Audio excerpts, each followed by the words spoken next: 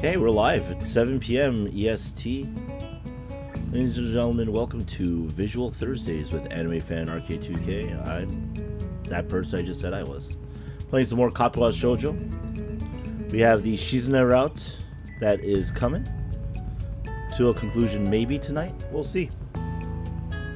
Let's jump right into it. For the first few days after I was back, I almost forgot that I was in the student council. I managed to pick up here and there that the student council usually gets swamped with work around the end of the break, but it didn't have to be the case. A few times when I managed to catch Shizune and Misha, they were in too much of a hurry for me to get a chance to ask if they needed help. Anytime they weren't, I'd only be able to get a hold of Misha. Shizune would say something about how there was work, but it was so little that involving either Misha or I would only bore us. After a while, the idea of having some free time again had started to grow on me, though there were still periods when I felt like I had too much of it. Just when I was getting used to it, though, things changed again. Now I find myself back in the student council room, arguing with Shizune about whether tissue boxes make good ballot boxes or not. Oi oi! How's it going, Tom? I'm telling you, it worked just fine, as long as you get the cube-shaped ones, not the rectangular ones. Misha, can you sign that to her? Kind of got my hands full. On second thought, forget it. She's busy cutting out ballot slips, so if she were to make one errant movement, she would probably send those scissors flying into someone's head.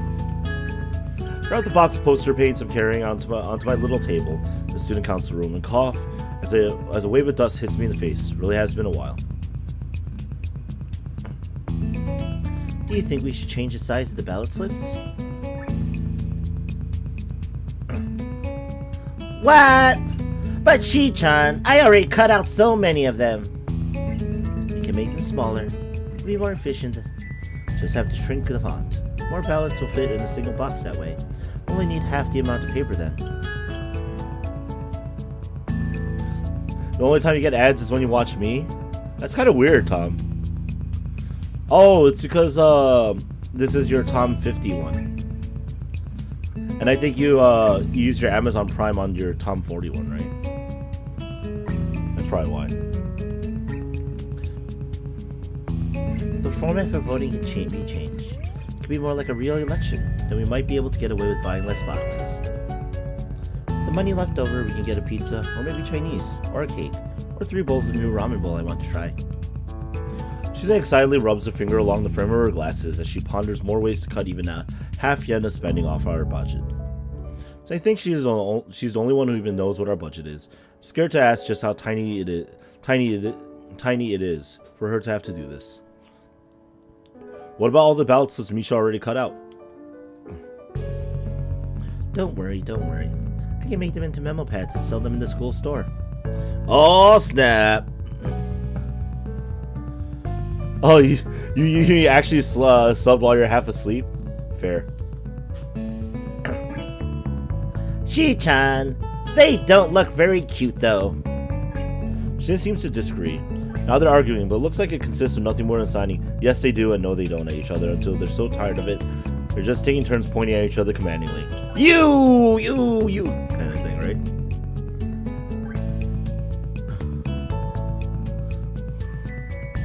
You unconsciously sub to me like how the YouTube viewers need to do?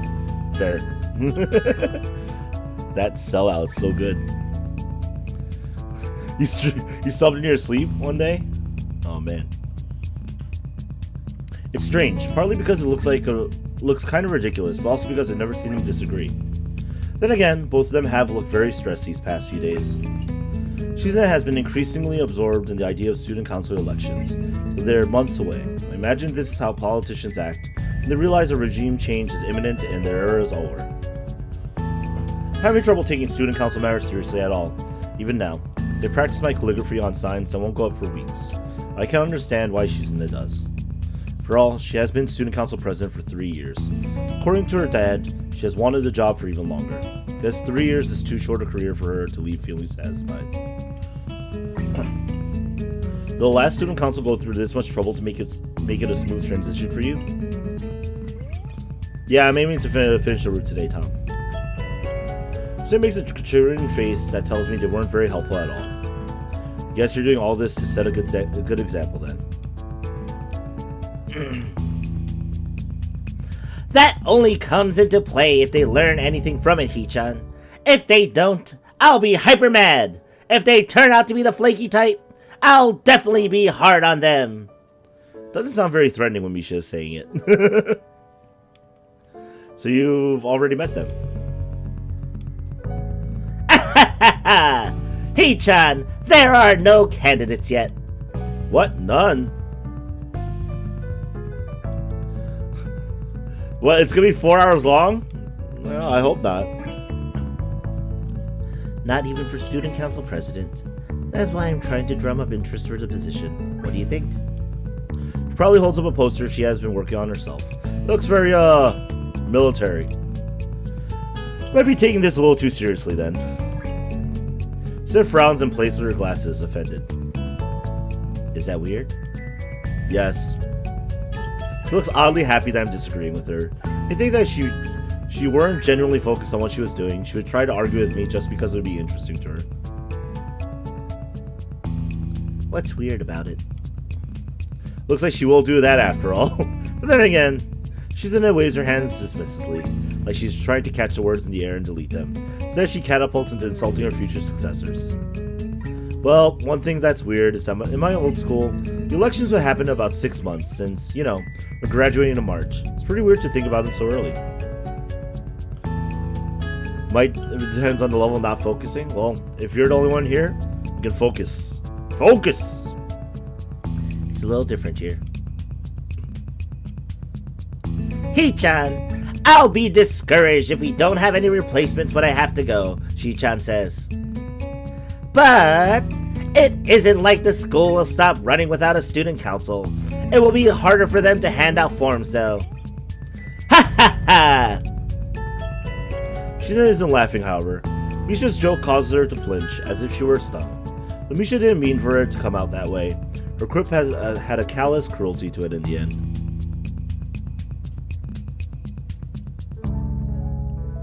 Finished, Shin?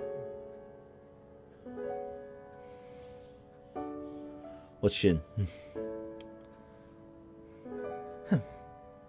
I'm trying to get more people to run, but everyone is so lazy. They think they can take it easy just because there are no deadlines yet. Slackers, not taking the early game advantage. Oh, Shinjuku? Oh no, not yet.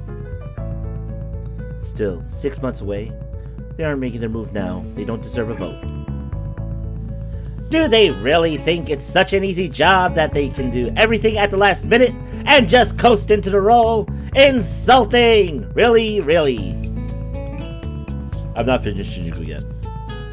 They're going to be eaten alive once they have to sit at the tiny desk and see just how much work they have to do. I'm like halfway, I think, for Shinjuku. If this were a real election, it would be in deep trouble. I was reading about Japanese campaigning laws the other day, only the bad ones for some reason. For some reason, you say? For a second, Shizune was talking like her father there. It was coming out of Misha's mouth. Creepy. Well, first off, Shadow Shogun. Can't really make that call. They'll be elected. Second, it's just a school election. It's not like running for city council or the diet. I don't think Japanese campaigning laws apply. Third, although I don't want to say it, I'm nervous that Shizune is so enthusiastic about this, talking of elections and votes. According to her dad, she wasn't even elected herself. Come to think of it, I can't remember Shizune ever saying she was elected either. Trust me, I have friends of mine who finished it the day of. Then, did she get this position by being recruited into the student council and having it fall apart until she was the only one left? Somehow I never considered it. I don't know what to think about that, but it wouldn't surprise me. We're only 3 people strong now. The circumstances behind becoming the student council president were that sad. I wonder if there will be a vote at all. Interest could just be that low, or non-existent really. Then all our energy would be going towards nothing. Slap an exclamation mark on the end of the poster I'm working on. It's a little plain, so I think adding one is okay. Actually, this might be a little too plain. Make the mark twice as large. Yeah, same. I had to, you know, like, I'm busy, man. Get videos out and stuff. Editing and whatnot. I'll try to finish, like, over the weekend or something. I still say you need to slow down. This stuff isn't going to be relevant for months. Maybe you're working a little too hard on it. That's what I think. You're worrying too much. I don't know how to sign the word relevant. Try and only end up flicking a long line of paint where I didn't intend to. There's no way I can fix that. Misha, can you ask her that? Say giggle silently, clenching her teeth so that no sound actually comes out. Because there is a lot to worry about. Like what? Like, usually the boxes end up looking pretty, very pretty, so people take them. Have to plan for that. Wahaha! We should make them funny looking this time. Then, so no one will take them. How about that, Shi-chan? You can draw some weird faces on them. We can put a little picture of Shizune on each one saying, stealing us wrong. Yo, let's do that. No, it's not funny. It's not the only problem either. There is a voter turnout, of course. And then the worst case scenario would be not having any candidates. Although it seems she meant it jokingly, for the way she smiles as she signs it, that isn't how it comes out. Even Misha understands that the possibility is very real, and though she tries to salvage the mood, punctuating Shizune's statement with a laugh doesn't work. What's wrong with both of you? I was making a joke. There actually is some interest this year. It wasn't, should I be doing all this work? I'm not stupid. When the elections are over, I'll buy everyone dinner. I'm already planning it. Even the new student council? Yeah. No, they can buy their own celebration dinner. It'll only be for the current student council. I'll be happy once I'm through having to do these thankless jobs all the time. Oh, shoot.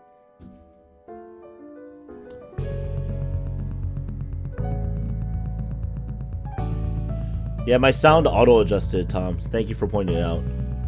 Yeah, I don't know what's causing it, but, like, I have something, just, like, something is auto-adjusting. And let me just make sure. Yeah, it's fucking Skype. So, I'm probably going to, like, uninstall Skype, like, by the time tonight's done, because, Skype keeps restarting itself, first of all, which is weird. I forget end task the thing, right? And then every time it restarts, it resets my sound. So now I have to keep my volume up. And I don't have a physical volume mixer or anything to do it. So yeah. So yeah, if my voice goes really quiet, let me know. Because, like, it's annoying. I think after this, I'm probably going to just install it outright.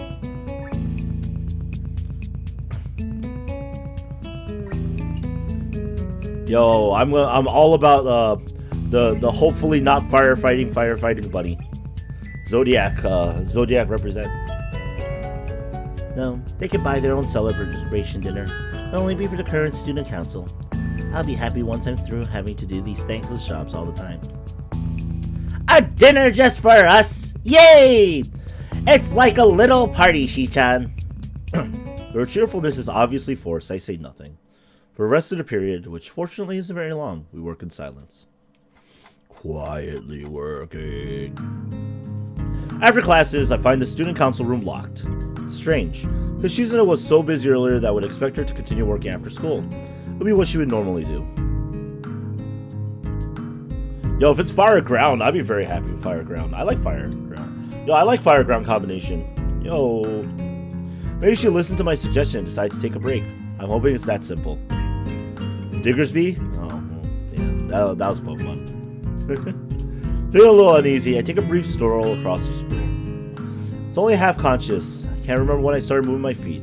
I've already covered enough of the campus, I'm starting to feel tired. Not that that means anything now. It's a short stroll around the school grounds, I'm already winded. Really pathetic. Before I know it, I'm back in front of the student council office. There's someone else too this time. Hi, Hee-chan! Want your water replacement frog? It's locked. Seeing a can of lemonade in her hand, I reflexively start looking for a vending machine nearby. So thirsty.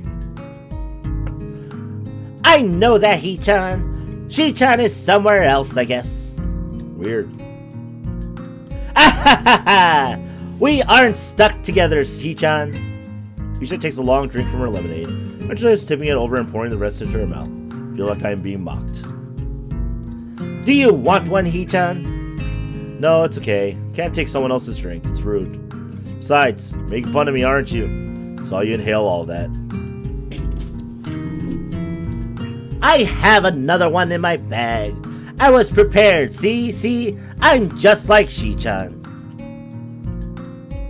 Oh. Did Misha cut her hair to look a little bit more like Shizune to impress Hisao? Well, I'm about to find out. So a little too prepared. It's good some of that is rubbing off on you anyway. After what, 2 years? Wahaha! The way she stares at me as I drink it is a little disconcerting. I'm too grateful to care much about it. You and Shizune always end up treating me to something. It's starting to embarrass me. Really, Hee-chan? Buy me lunch sometime then, okay? Then we'll be even! Well, it's funny you should say that. I was going to ask if you wanted to eat in town. Yeah. I'm really hungry today, Hee-chan. Thanks. Yesterday, I was going to ask her yesterday. She cuts me off before I can finish the sentence. Can't find an opening to correct her as she dashes enthusiastically around me, laughing, arms flapping excitedly at her sides. Woo! Kind of thing. I already had my wallet with me, so I start walking towards town with Misha trailing behind me, playing idly with her hands and loudly wondering to herself where we should go eat. At least, I think so. She could be asking me. Do you have anywhere specific where you want to go? I want to go to the tea house. They have a really big parfait there. So you ate a parfait there last time. It looked really big. No. This one is really, really big. It's also really expensive. Really, really expensive? A little. Jeez. Well, you and Shizune paid for my food a bunch of times, so it's fine. Hee-chan, I don't think I ever did that. Are you sure it wasn't just Shi-chan? Are you really arguing against a free meal? Don't worry about it. Plus, I'm pretty sure, like, one of our very first outings, well, without Misha realizing it, we stuck her with the bill. I'm just saying, we did that. Shizune and Hisao did that. Go to the Shanghai and are seated by waitresses. Surprisingly, not Yuko. What? No, Yuko! You know that something's wrong. Weird's happening. Misha's very eager to eat that parfait because she shouts her order as soon as she walks through the door. When it arrives, I can see that it is both very big and very expensive looking. Did it abandon her? Aren't you going to order anything, Hee-chan? If you're hungry, we can share. Nah, I don't like parfaits. I don't like pralin. You can pick it out. You can't just pick out pralin. Don't be silly. Even if it could, Misha is mashing her food together to the point where it is no longer possible. Also looks kind of gross. She's like, squishy. Wonder if that many flavors can even blend together well. Can you really taste anything in that goop? She's acting like it's delicious anyway. Parfaits are the best. I have sensitive teeth, so ice cream is a no-no. Cake is too soft, though. If there's too much icing, I get bored. Parfait is interesting. How many cafes have parfaits here? I think 10. I've tried them all. I like this one the best. It has a little flan. Sound like you're some kind of dessert expert. Not just dessert. I want to eat all kinds of delicious things. Someday, I'll have enough money to buy a 2-kilogram Matsudaga beefsteak. That's like over 100,000 yen. Guess this kind of decadent food is kind of your hobby then, huh? A hobby isn't something that should take months to learn about someone. They're very rude in retrospect. Also, that is one pricey hobby. I guess so. Decadent? Yeah. Misha giggles, raising her hand to her face. Looks like some ice cream accidentally got on her nose. She doesn't notice it. Can't stop noticing it. Wish she would wipe it off. I'm about to tell her about it, but she suddenly says, I don't know what that means. Oh, I guess that's a bad word. Anyway, it has implications. Epicurean is better. It means someone who enjoys eating nice food. That's the adjective though, so epicure is the word for it. Wahaha! we play card games and achieve their price hobbies. Actually, speaking of that, I agreed to buy a full playset of Cardcaptor Sakura White Swords cards because reasons. Hee-chan, you're too wordy. Sorry. Ha ha ha! I think that is what Shi-chan likes about you. Alright, well, I'm only paying $300 for a Pulse Flame Assessment card, so I don't feel as bad. Because I'm wordy? And to buy some Star Assistant. Wahaha! No, not like that, Hee-chan. So I had to order some coffee after all. It takes a while to get the waitress to notice. I think actually getting my coffee will take about as long. Tea shop is filling up, no surprise. As we've already been here for almost an hour while she was chipping at that dessert. Oops. I ordered my coffee to go, but Misha orders one as well, so it seems that we're going to be here longer than I thought. Weisher's dead at your shop? I mean, Weisher's basically dead on my end too, but every once in a while people play with me, so. And I like Cardcaptor Sakura. I really wish it was that easy. It's hard to talk to her lately. Shi-chan's been busy because of the elections. I know we can't have fun all the time. It's just that there's a lot I want to say to her, I think. I always screw up when the time comes, though. I don't even have the time now because of the elections. They're not for a while, though. Hee-chan, do you think that Shi-chan is avoiding you? He just sounds angry. That's to be expected. I don't feel that way at all.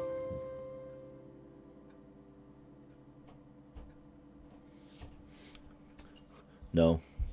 If it's English, it's gonna probably be Cinderella Girls, and that means like the Cinderella Girls deck probably has it's like a 60-40, 65-35 matchup in Titan's favor. So I don't know. I'd be Titan all the time though, because since it's like one of the top better decks, like I play against it a lot. No. Is that so? The dreamy way in which she says it makes me think that Misha is disappointed in my answer. In that case, it could be how she feels. I'm uneasy about such a question. I'm uneasy asking such a question. I trust Misha would answer it honestly. Otherwise, I wouldn't even dream of it. And yeah, you have Log Horizon, you know. Do you? No, of course not, Hee-chan. But it's frustrating sometimes. Shi-chan has so much energy and is always trying to make people feel as excited about the things as she is.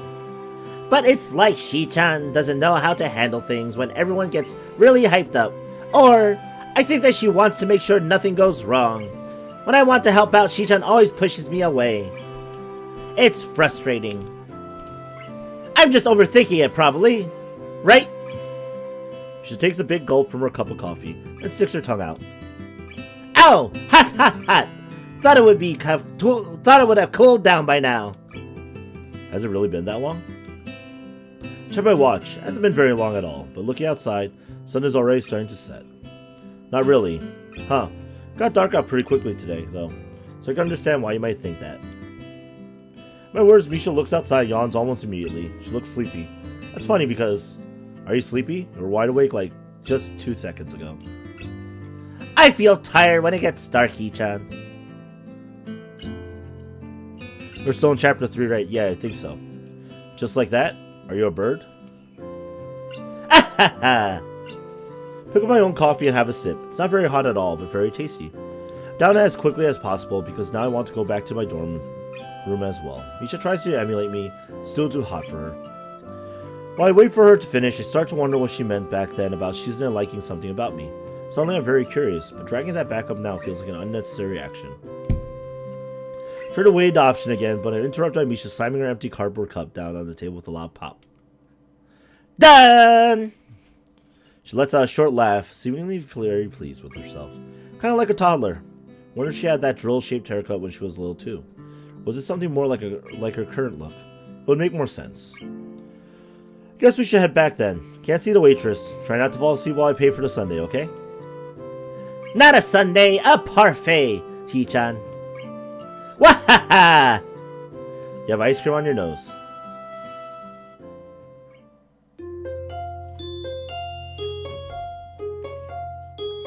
Interesting. Interesting. In class the next afternoon, I'm 2 problems into a math logic worksheet when a folded up piece of paper hits me in the head. I'm sure I know whom it's from, but I quickly look around the classroom just in case. No one in this classroom is good at acting casual. Till that everyone saw who threw it at me and looked at the culprit herself. It was obviously Shizune. She isn't even trying to be coy about it. Countryside is so different. At my old school, I would have no idea who it was right now. But you know what the note it says? Misha is absent. Dun dun dun dun! Help me out today after school. Dun dun dun dun! I don't understand what's with the note. Why can't you just use sign language? A large part of how I learned sign language was by copying Misha's style of signing her words as she speaks. I end up learning the sentence out loud as I sign it to Shizune. A slight laugh goes around the room. How awkward. I'll help if I don't have to do a lot. That's silly, obviously. If Misha is absent, you have to help as much as 2 people. I don't know if that really means anything. After all, she was complaining yesterday mostly about how Shizune wouldn't let her help. I don't do it much as is either. For pretending to think it over for a bit, I write a note back telling her I will. I'm actually happy that she asked me, because I've been meaning to talk to her for a while. It's a good opportunity, but I feel like I should at least make it look like I'm putting up some resistance to the idea. I go back to my worksheet and immediately get stuck on the 3rd problem. Trying to work out, I casually toss my own note over to Shizune. It says, "Why is Misha absent? And what's the answer to question 3? She told me that she was sick and her stomach hurt. She gets stomach aches a lot, but I wish she'd pick a better time for it this week." Should I have done it today? What? Use sign language. I think she has a stomachache because of the way she sucked down a parfait larger than her head the other day. She gets them quite often though. Either it's a coincidence, or she has a habit of eating things that can put her in debilitating pain. I notice the teacher staring at us disapprovingly. I don't blame him. We're talking in class and with sign language, in quite a visible and distracting way. I try clearing my throat to back out of our conversation, but Shizune doesn't get the hint. Well, obviously, before I try to get the message across again with my hands, however, I can see Shizune notices what's up, what's up. She just doesn't care. Do you still want to know the answer to question 3? I will tell you, but you have to give me the answer for question 25. Oh, bro, yeet is distance.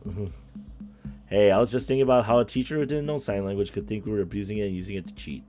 If you were to assume the worst, I can't believe you're actually doing that, and I'm not up to 25. So they're cheating with sign language. Da da da da. Just rascals. You want to know what the answer to 3 was. You asked first. Hypocrite. You're the student council president. You can't cheat. I don't have time for this. I think I'm trying the teacher's patience to the breaking point. I like to continue taking pot shots at her while working on the math problems in front of me. It would require at least 2 extra hands. And yes, we're going to try to finish it today. So, she is a bit more creative and gets around this limitation by using long, semi-broken strings of simpler words. I take a couple mental notes in between being dizzy by a couple particularly long equations. Right before the bell rings, she caps her pen triumphantly, slams it on her desk with an ear-popping crack that makes the whole room jump, quickly forgotten because everyone would rather go to lunch than question its origin. For a couple of brief stretches, she gets up and hovers around my left shoulder. Hovering. Are you still not done? I was going to ask if you wanted me to hand in yours too while I was up. Someone distracted me. I had to beg the teacher to give me 9 minutes between now and the end of the passing to finish it. It's not easy to solve this one-handed while having a conversation, by the way. He wasn't happy with the request, wanting to get out of here as much as I do. So I'm only 1 problem away from finishing. It looks like Shizune doesn't really believe me. Second that I'm done handing it in, I find myself being dragged to the student council room. You gotta work! Gotta work, Isao! That's how it is. It's eerily and annoyingly clean. Can't find what I was working on yesterday. Where is everything? I did some cleaning. That doesn't tell me anything. See? It's like you forgot where you even put the stuff you put away. Oh well. If I can't find it, I guess I'll just go home. It's in the drawer right here. She just sulks as they pull out the posters I was working on, and then shuffle them around a little since she stacked them by color. It's not like I'm taunting her. I just have my own system. Although, I doubt she would believe me if I were to tell her. I like it when things are a little messy. It's more natural, and a time saver. It's all right where I left it. And I don't have to go looking through shelves just to find what I was looking on yesterday.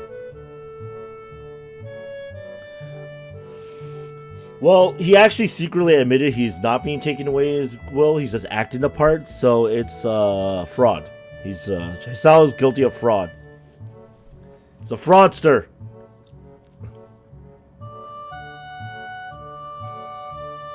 Lazy. That's not true. I'm not lazy. You just always go too far. Quick glance at her desk. A memo pad neatly placed at one corner. Behind it, a small desk calendar with each box full of notes in a neat but microscopic handwriting. The right 3 boxes of pens in blue, black, and red. Yo! Hello, Crispy Hanako. Thank you for the cheer. That name, though. That name. Woohoo! 5 bits. I'm happy. Look, you even put the pens back in their original box at the end of each day. All color-coordinated and everything. I don't think that can even be called being a neat freak. What do you do with them? Throw them in a mug on your desk? How many crimes has Hisao committed in the 3 routes so far? Too many. We must stop Hisao now. We must stop him. Go send in the Doom Soldier. Because he's a guy to make sure he gets his target. Hey, I think that's being organized enough. You're so disorganized. You can't even comb your hair down properly. That hurts. It's not like I don't try. It just won't stay flat. Pick up a box of pens and quickly pop it open to see if she also put them in so that they're all facing the same direction. She understands what I'm thinking and doesn't look very amused. Turns out that the box wasn't closed properly on the bottom, and as soon as I pick it up, they immediately pour out of it like a waterfall. My fault. I'll get them, don't worry. Bend down to pick up the pens, forgetting that with her attention focused on them, she couldn't have possibly seen me signing her. So her head bumped into my chest. Not very hard, but unbalanced me enough to make me fall over. I laugh it off and expect her to do the same when she stiffens and backs away from me instead. Feeling dread begins to creep over me. That is a weird reaction. Start to think about why she would have such a strange reaction. It's pretty obvious. She just bumped headfirst into someone with a heart condition. Shizune would know I have one, having seen the rows and rows of pills lining the edge of my dresser. At the very least, she would know I have something severe enough to require that much medication, but not visible at a glance. So she's treating me like I'm made of glass. For her, it's the natural way to react. I don't know, Isao. I think you're overthinking this right now. I think she looks a little embarrassed, you know? She didn't want to just bump into somebody. You know, like normal people don't want to bump into somebody, you know? That's how we are, people. I haven't forgotten how she freaked out back when Emmy knocked into me. Why would it be any different for her? Sure, she's remembering that right now. I can see it on her face. She looks angry at herself. Oh, okay, never mind.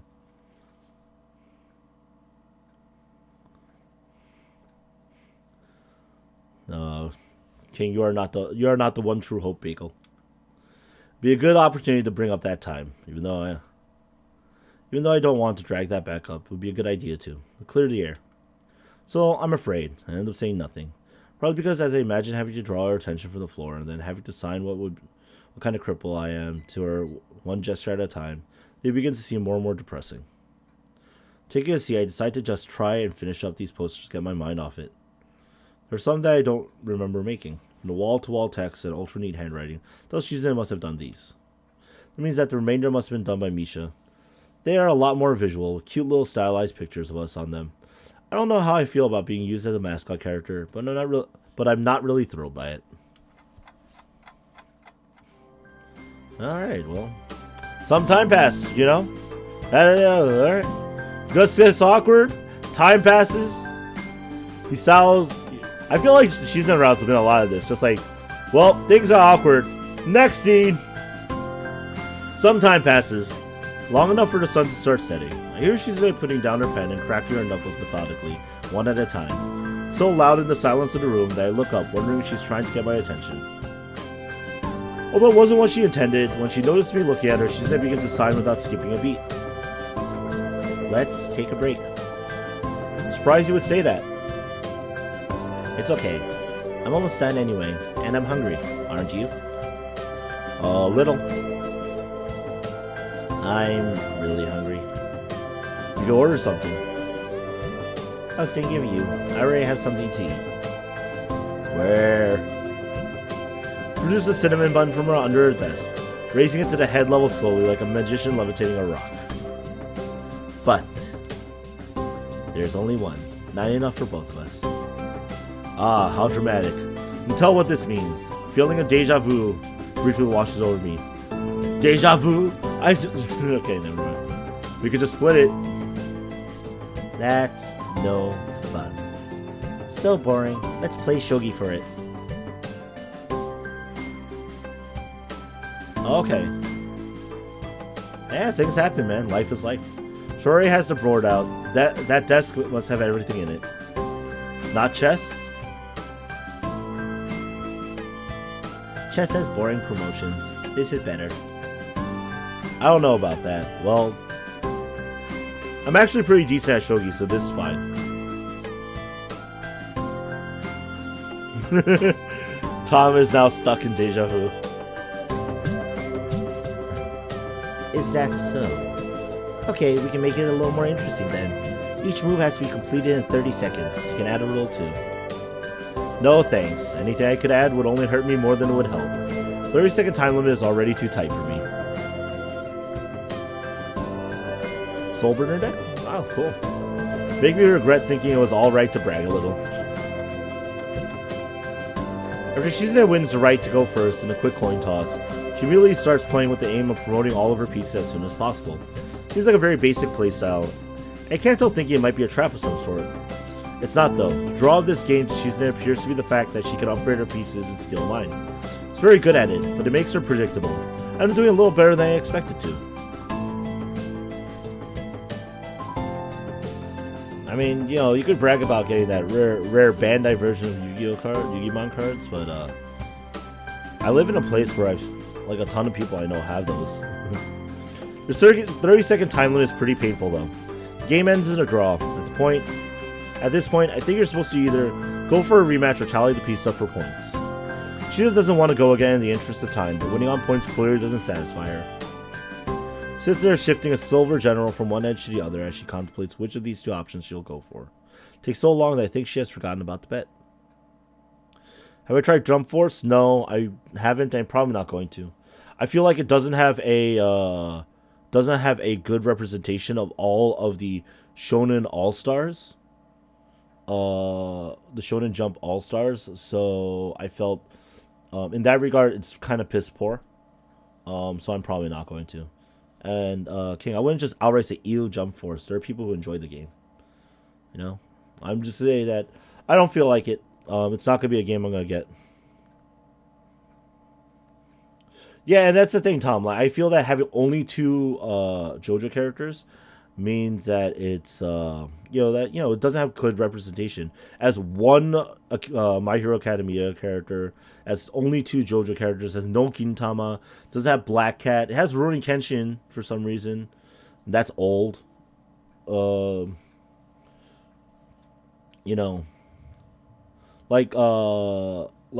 they wanted to like give more to Boruto, they could have like added at least like Mickey and Salada, although no one likes Mickey apparently. So yeah, I feel like the game is not representative of the Jump. One Punch Man I don't think is Shonen Jump, but I could be wrong about that. I'm not sure. And I think, to be fair, for like the sake of parody, Saitama would be too OP, so he couldn't be put in the game anyway. Eventually, she stops fiddling with the shogi piece and puts it down. Is Misha angry at me? That really came out of nowhere.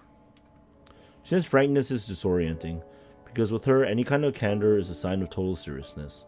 There's no playful smile on her face. Instead, it's her usual stoic mask of concentration, ready to try and see if I'm about to tell her the truth. I'm upset that she thinks I would tell her anything else. But I also know now that they have probably fought recently, out of my sight. Makes me feel warm to know that they both care about each other so much. Yo, Mob Psycho on a fighting game would be fun, yeah.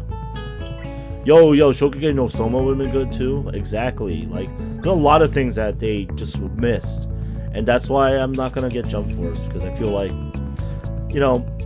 it's fan servicey, but that's about it. No, I strongly doubt it. Did you know she thinks you're angry at her? Shizune nods slowly and uncomfortably. Yes. She was more roundabout with the question than you. Kind of surprising because I thought you were the one who liked playing games. Not all the time.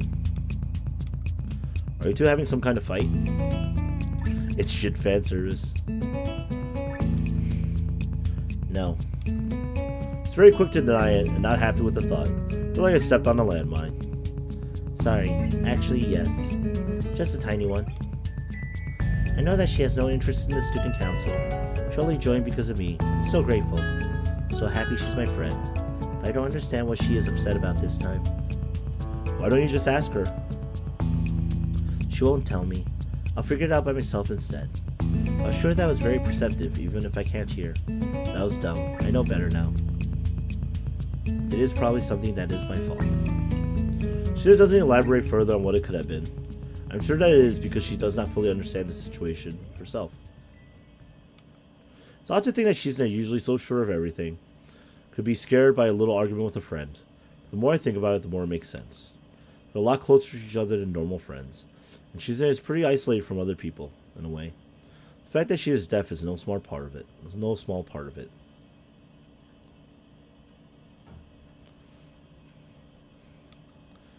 No, it's getting all that baby oil to make all the fighters really shiny. Come on, that is like all of the baby oil. Smooth pecs. I get the feeling that she uses Misha as a buffer between other people of her own will. Not just because it's been forced onto her. She can communicate well enough with her little pad. She just hates it. For such a long time of talking through another person, guess you start to lose touch. Seems unavoidable. Isn't such a far-out idea to think that she isn't that great with people. I return to working, kind of wanting to eat that cinnamon bun more as time drags on, but when I count the shogi pieces still left out on Shizune's table, I tell at a glance she would win. I'm also too hungry to concentrate if we were to have a rematch, motivated by my desire to wrap up and eat something, put the finishing touches on the last of the posters. Done. I think this many is enough. Too many can be a bad thing. Yo, I am totally looking forward to Pokemon Sword Art Online and Rise of the Pokemon Shield Hero. That's what I'm calling it. That's what I'm calling it. Sword Art and Shield Hero. Okay?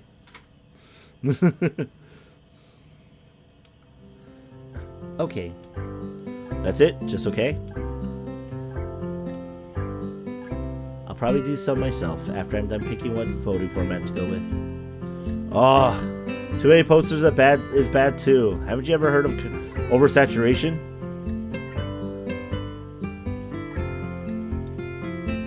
Oh, by the way, Tom, I had a very random racist question. It's not really racist, like per se. It's kind of more like I want your thoughts on it. What do you think of all the horribly bad cockneyed English Pokemon memes going about? I guess that is racist, isn't it? But I just want to get your opinion on it.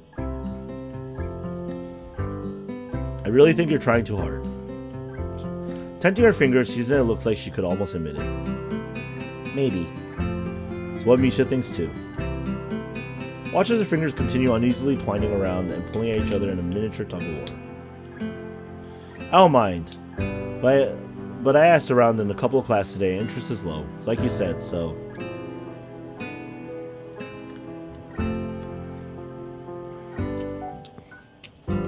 Does that make it wrong?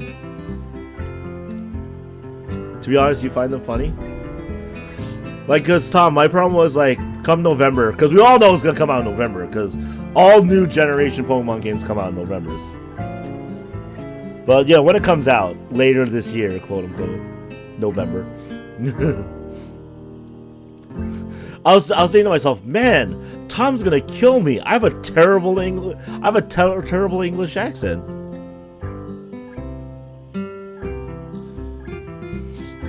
Yeah, I'm going to pick the female character.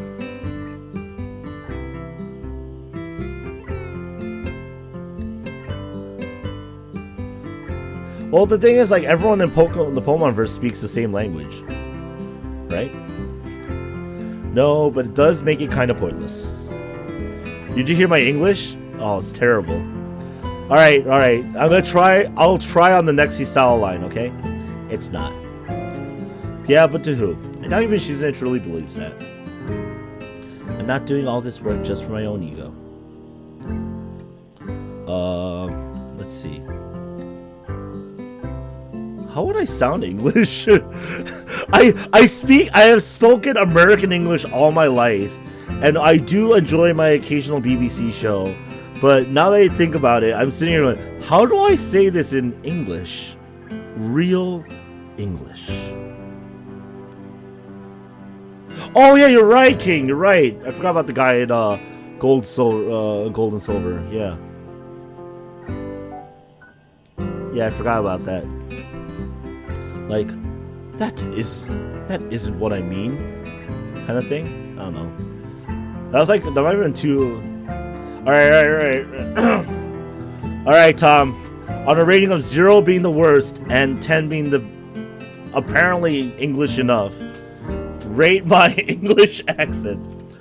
The first chance to be alone with her in days, and I have already really cocked it up.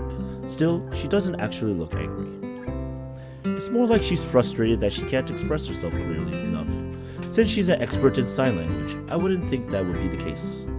That was pitiful. I knew it! Terrible! I'm sorry. Yeah, so, I was thinking to myself, like, should I learn how to do a real English, or not only do the English accent, but just like the Cockneyed. I sound like a Londoner. That actually makes a lot more sense, because that would be the style of English I would be speaking most likely. So that's fair. All right, I'm glad. For 200 years ago? All right, yes! I'm a modern 1800s Londoner. Woo! All right, well, you know what? Maybe that might be the accent. That might be the accent my trainer needs for the entire story. I'll keep it in mind. Or I'll have to learn not to do a lot. Oi!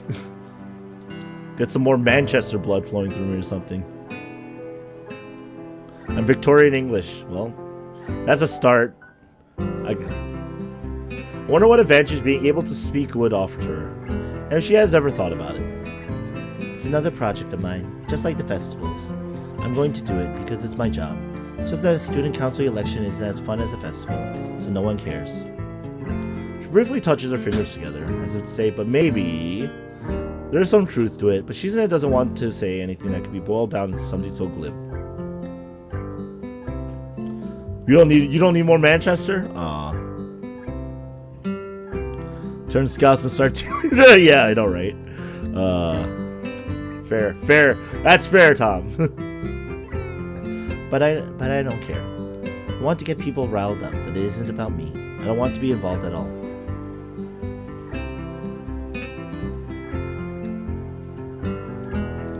What do you mean? Go to every single festival. She waves her hand in mock indignation. Well, I have to have fun too, but it's not the same thing. Her spirits seem to have improved. She can manage to crack a joke. Yo, hashtag Zodiac Bunny. It's me. Yup, I'm a Zodiac Bunny. I don't want anyone to make a point of me being involved. It's a hassle. I don't want that responsibility. Things are becoming too complicated now as is. The more I try to hype up the elections, the more involved I have to be. No one wants to play their hands yet. It doesn't feel like my time is over, even though it should. Crossing her arms and leaning back, she grinds her teeth together in frustration. They're all so lazy. It's impossible to get them to do anything. Anywhere else, elections would be an exciting event. It's illogical. Why doesn't everyone have to be different? Oh, why does everyone have to be so different? If only there were some way to punish them.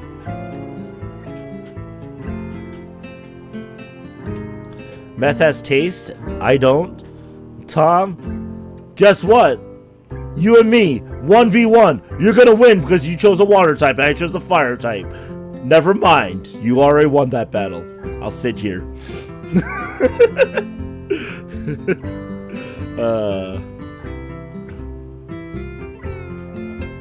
like chaining the school to their desks. Voting is mandatory. If you don't vote, you get whipped. Terrifying. Wonder how hypocritical it would be if I were to stay in bed on election day with the flu, and a cold, and strep throat, and a sprained ankle. You should put yourself on one of these. Not as punishment, don't misunderstand. Hold up one of Misha's posters. Like this. It's kind of a neat idea. Misha was onto something. It's a lot cuter than just text. I think you would like it. Having cute mascots would draw up some excitement. Maybe if it's just Misha. Grookey will evolve to a human? No, Grookey will evolve into, Groot.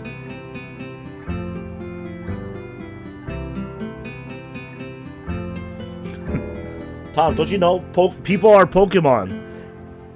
People are Pokemon. Doesn't matter. Catch them all! Although, for some reason, Pokeballs don't work on them. As the same way. Why not me? Someone told me that this school has slightly more girls than boys. You have to cater to that demographic too.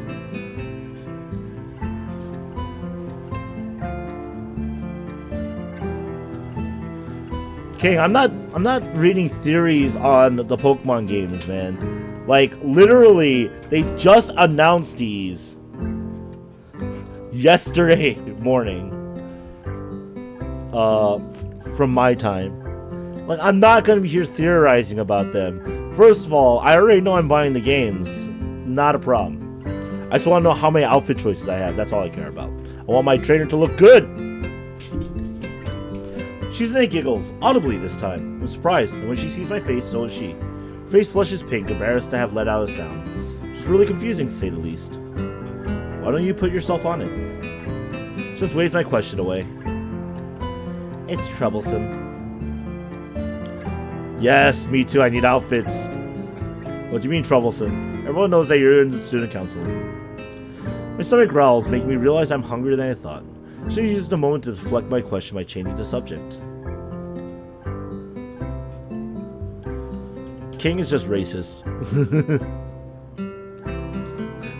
Tom is surprisingly tracks a woman as a knife. And stop. You know what? In many ways, we're all being very racist. No, I'm cheeky. Fair. That's fair. That's fair. Is something wrong? No, my stomach growled. I see. She looks at the forgotten pastry on her desk and frowns, finding it inadequate for 2 people. Let's go to Shanghai. If you are that hungry. It might be a little busy this late, but Yuko is working there today. We'll definitely get a table. I'm not racist. I hate you all equally. Thanks, Tom. Thank you. Yo, I saw like the Asian Slash meme start surfacing today. It was beautiful. There's something worryingly underhanded in that smile. I'll pass. I've already been there twice this week, back to back. Zeb pouts, leaning back against her desk and scrunching up her posture in protest. What? I'm disappointed you said no. Well, I can't agree with you on everything. Don't give your opinion often enough anyway. It'd be easiest for me if it was like that, but not very interesting, right? There's some decisions you should disagree with me on, then. You have a duty to. Doing an influx of Sonic the Hedgehog fans in Sword and Shield? Why? We need Excalibur as a legendary King Arthur to be in the game. Well, you know what? It's probably going to be something like that for the legendary Pokemon. It'll be something sword related and something shield related. Just Kirito and Shield Hero. Just make it Saber. You good? Yo, Saber from Fate Stay Nights in this game. Be great. Best Pokemon game, 10 out of 10. Excellent crossover. What? You didn't have to make gacha money for that Saber? Even better.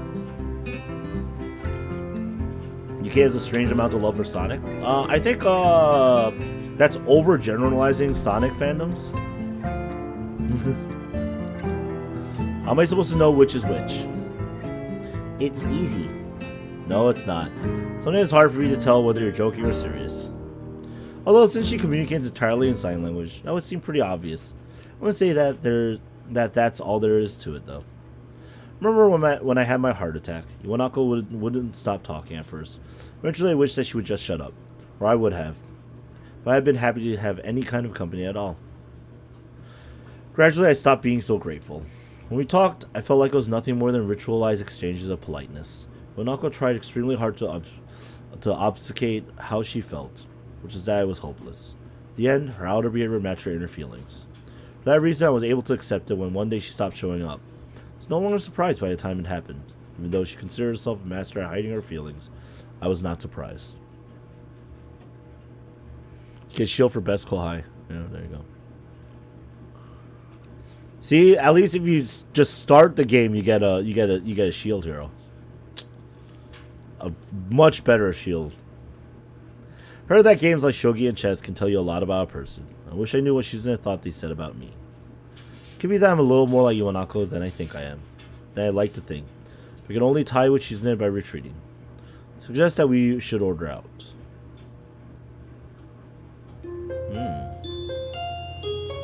But yeah, I'm gonna go get sword because I like swords. The Pokemon armor has Mordred. No, it's gonna be Pokemon gun.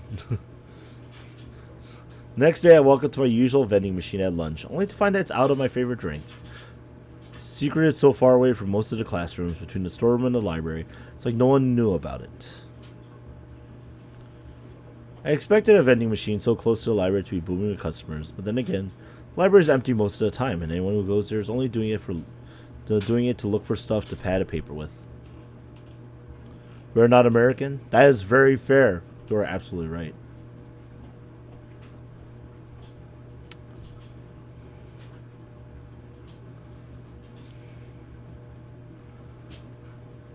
Yes, sword, shield, armor, and then when their powers combine, they become one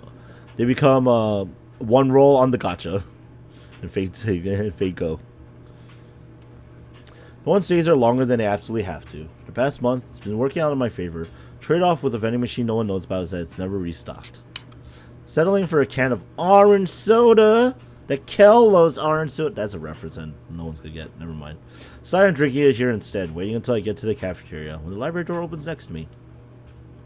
I've been looking for you. Yuko seems to be acting a lot more assertive than usual today. Although it isn't enough to keep me from going back to mumbling immediately. Isn't enough to keep her from going back to mumbling immediately afterwards.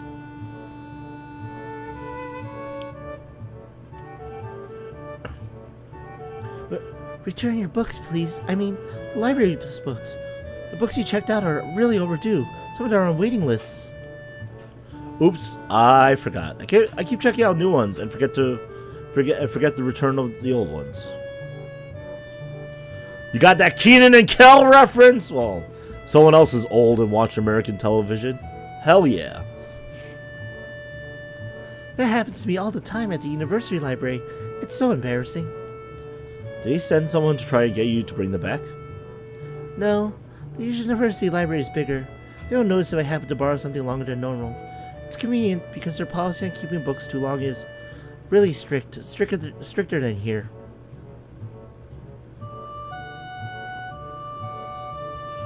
Yo, I expect to see a ton of Wingles and Pelipers then. Especially Wingles everywhere, Tom. Like how despite what she said, Yuko has no problem borrowing books for longer than she's supposed to anyway. Makes her being so on top of my own lateness a little hypocritical. Takes a thief, I guess. Yep. Catching on to the meaning of her words around the same time I do, Yuko clams them and starts backpedaling furiously. That's different. From this situation, it's totally different. Yuko stares at her nails for a second as if she really wants to bite them, but is too self-conscious to do so. For instance, how long it's been. You checked out some of these books months ago, Hisao. Sorry, it's just that other people want to read them too. If you're a slow reader, that's okay though. No, it's a total screw-up on my part. To be honest, I haven't even read some of them. I shouldn't keep taking out books when I have a backlog. Starting in Scotland, so I have to be like, oi! A lot, right? Not the Manchester oi, but the Scottish oi. The difference in ois. And then there's what's her name? Errol from Wind Waker. It was, "Oi! Oi!"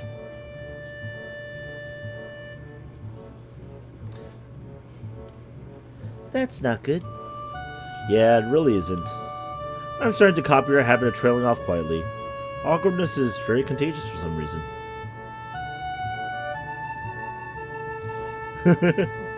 That said, I'm surprised. Yuko seems almost normal today, although every now and then her waitressy nervousness ticks keep popping back up. Come to think of it, she didn't act this way when I first met her. She was a little clumsy and neurotic. It wasn't anywhere near this severe until Shizune, Misha, and I ran into her at the Shanghai. Agree that Yuko has a complex about having kids from the school seeing her waitressing. Guess it was a little odd for her to pick the closest cafe to the school to work in. And in that case, maybe the place having so few customers could be considered a lucky break.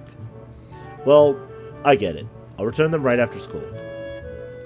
As soon as possible, please. Wait. Can I ask you for one more thing? Sure, what is it? I have to go for a while. I can't just leave the library empty. Sorry, but can I ask you to watch it while I'm gone? Just for a little bit. I'll be right back as soon as possible. You're in the student council, so I'm sure if you did, it would be okay. Alright, I'll do it. Don't worry about... Thank you. Yuko quickly slides forward as if she's so grateful. She's about to give me a hug, but she stops 2 centimeters into it, which ultimately just makes the gesture look extremely confusing. I'm also surprised that she can control her momentum so well, since she seems kind of clumsy. Oh no. Tom, it's okay. This is a game. We'll have imagination and game creativity on our side. The ports will be open. There'll be a few less Wingles than there are Zubats in Mount Moon. Just a little. Before I can say as much as you're welcome, she is already dashing off with the urgency of someone late to an appointment. That could be the case, but I wouldn't feel safe assuming so. It's Yuko. She seems like the kind of person to treat everything that way. Now that I'm in the library, I feel a bit silly. I don't really know what I'm supposed to do. Should I sit down like I normally would and read? It probably would do, but wouldn't meet Yuko's high standards. Maybe I should sit at the librarian's desk. Give anyone who comes in a stern and analytical glare. I use Shizune as a starting point and practice it a couple times in the mirrored surface of a pen. I think it looks pretty good. Frustratingly, no one comes in. So I give up on the idea quickly and decide to just go look for Hanako instead. It's deserted. I think I see someone, but the second I blink, whoever it is gone. So I return to Yuko's desk and crack open an interesting looking book. A friendly person swings in front of me like a falling pendulum.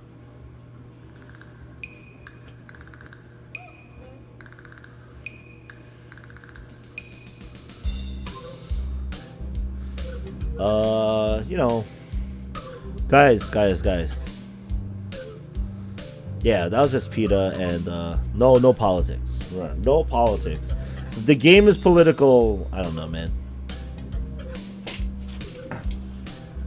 By the way, it's Kenji time! Yo, librarian. I've been looking for you for like 10 minutes. What? It's you! Man, you must really get around, or the student council makes you get around. Those bitches, how could they? Slave drivers! I must be exaggerating because it took me 30 seconds just to do a slow walk around the whole place. Thought it was overridden by my surprise to see him. Where did you come from? Where did you come from? Where did you go? What are you doing here, Kenji? Bai Hisao. What are you doing here? What? Can a guy go to the library now? Can't even go to the library without some young buck like you giving me the 3rd degree over it? I see some girl coming in here all the time. No one ever asks her what she is doing here.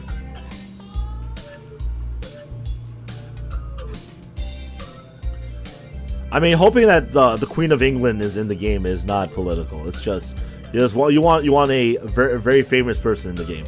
That's fine. Is it because she reads and I don't? You must be talking about Hanako. Well, I suppose they both avoid people. I want to tell him that reading is what you usually do in a library. So if he's not reading, whatever he's doing is bound to make him look way more suspicious than ever. Exactly. In the end, though, I'm too surprised by him practically appearing out of thin air. That doesn't tell me what you are doing here. I'm here because of you. Response makes you feel confused. I fell asleep and this is all just some weird dream. And this Kenji isn't real, but really my subconscious. Is he going to start giving me deep but vaguely worded advice now? By the way, if you want any Pokemon to get into this game, don't ask me to put it in the game. I am not Nintendo or Game Freak. I can't do it. You'd be like, oh man, can we get... You asked me a question. Can we get a Pokemon based on Merlin? I don't know. Ask Game Freak. Ask Nintendo. I'm just gonna play the games, man. Will I name a Pokemon Merlin? Maybe. At best, but that's about it, okay? Because of you, I got chased out of my dorm by feminists. Now I wander this library like a soldier without a country, or a ghost. I should haunt you for ruining things for me. It's a shame. Would have been an interesting dream. Seems like this the real deal. Yeah, to start working with the woman. And that brought them to my door. You remember that? You should, since you were there. After that day, I knew they were onto me. I should have trusted my instincts, but I was young and stupid. That wasn't even a week ago. Then my dad called and said one of my letters hasn't been delivered. The post office couldn't have lost it, so it must have been intercepted. Information warfare. That's when I knew my secret hideout was compromised. Now I'm on the run like a fugitive. It's code red.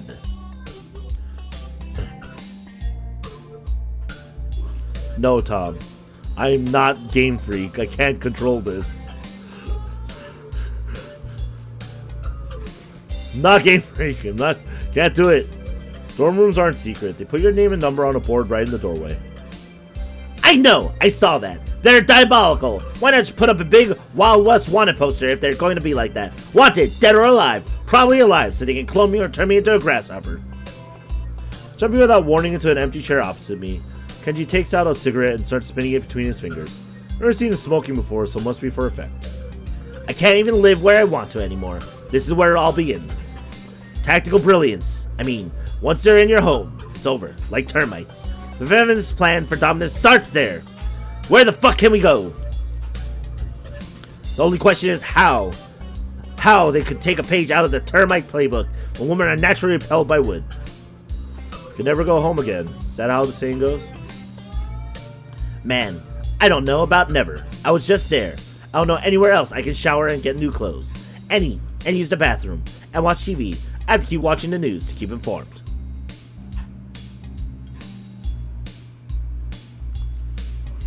Tom, I hope that doesn't happen. I hope that doesn't happen in real life, okay?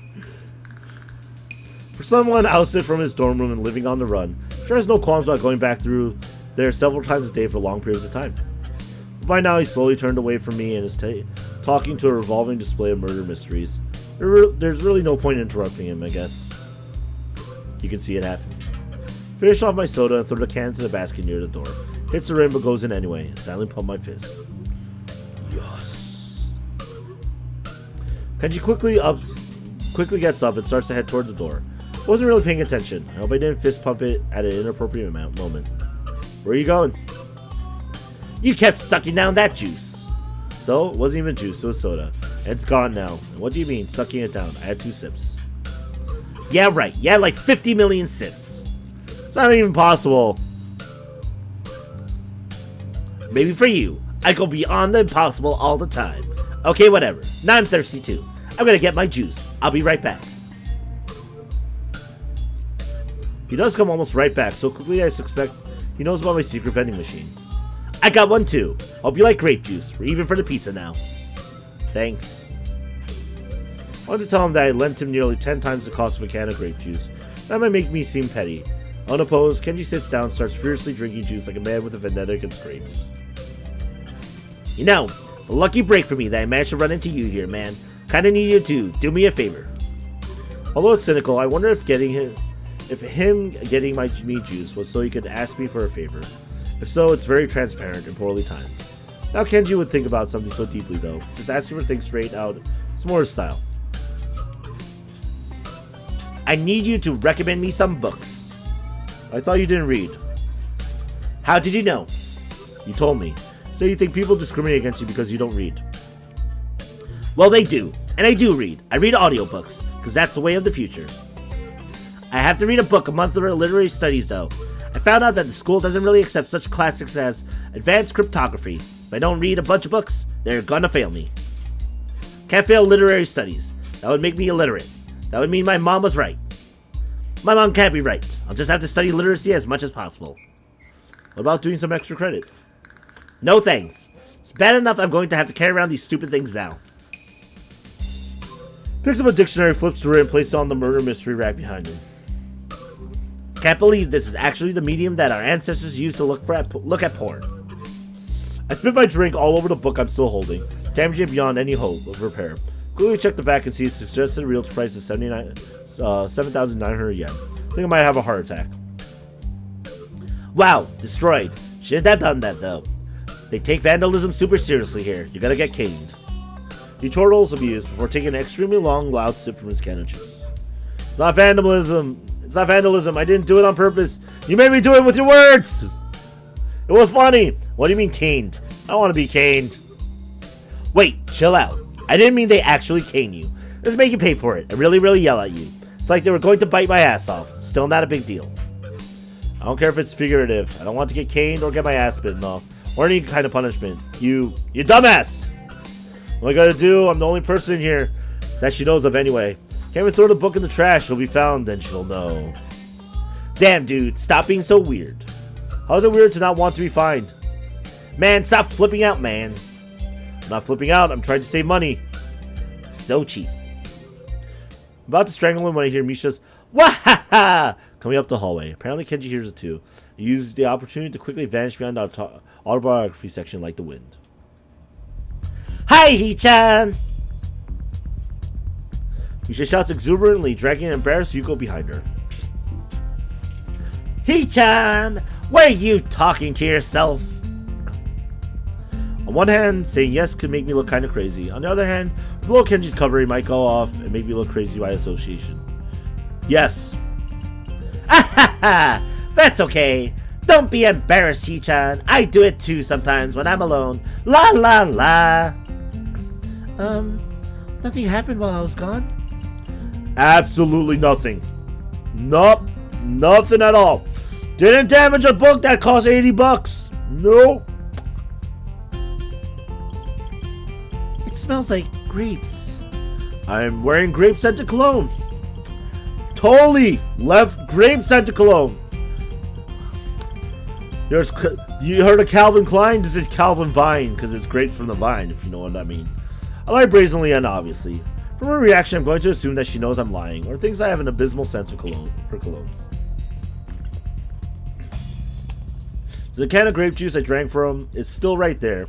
It's likely to be the former. Fortunately, she doesn't ask any follow-up questions. What are you two doing together? We had lunch together. Strictly business, a business lunch. Try to picture Misha in a suit, having a business lunch with anyone. Somehow, just can't see it. What kind of business? You don't know? Ahaha! It's nothing. It's normal for one part of the student council to not know what the other is doing. Hey, don't nothing something like that. That isn't normal at all. In fact, it's bad. We're only 3 people. Yuko laughs nervously. She must be terrified. Misha says that you want to put posters in the library for the elections. Even though they are really far away, I guess it's okay. I don't know that I can even decide those kinds of things. You can! Isn't that great? Ha! Aren't you happy? Yay! She grabs Yuko's hands and forces her to clap joyously for herself. Yuko doesn't look very happy about learning that she has more responsibility and power than she previously thought. Even more power than she could ever imagine. Hee-chan! Since you're here, you can help me put them up. Pulling out a giant stack of posters from her bag, she cuts them in half like a deck of cards and passes me the slightly smushed half. Hee-chan has a really good idea. We can put some flyers inside books too. Then even if they try to ignore us, they won't be able to. They can even be spring-loaded. You feel like giving Yuko any kind of power is a bad idea? Eventually, she'll grow mad with power. Because she'll get very neurotic over it. She tries her best to convey the same tone Shizune uses. Sounds close to the real thing and also a little menacing. She was probably kidding. I liked it. No, please, not that.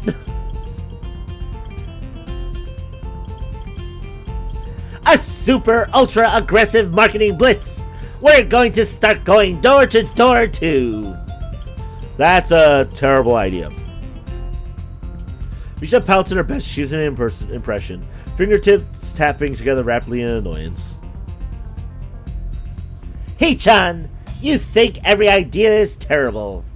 Yeah, but the idea is too terrible. Too terrible to ignore. I can't have that. Wahaha! Hey-chan, that sounds like a challenge. Mutiny! Mutiny! Mutiny is bad. Don't fight. Wahaha! It was a joke. Okay. Don't fight. Ah! Ha! Ha! Ha! The way Yuko sounds like when she's trying to be firm makes me think of a kindergarten teacher. I suppose that makes her very persuasive in her own way. Putting out the posters is surprisingly hard, simply because the library is already plastered with bulletin boards and flyers lining every couple of meters. Some of them in places so unlikely that I had never noticed them before. Deciding which of them peel off in favor of our own adds a lot of time to an otherwise simple job. By the time the bell rings to signal the end of lunch, Misha and I still have a sizable amount of posters left. As we leave, I decide to stick one right by the door. Must be the one that Misha did. It has a little drawing of Shizune on the bottom.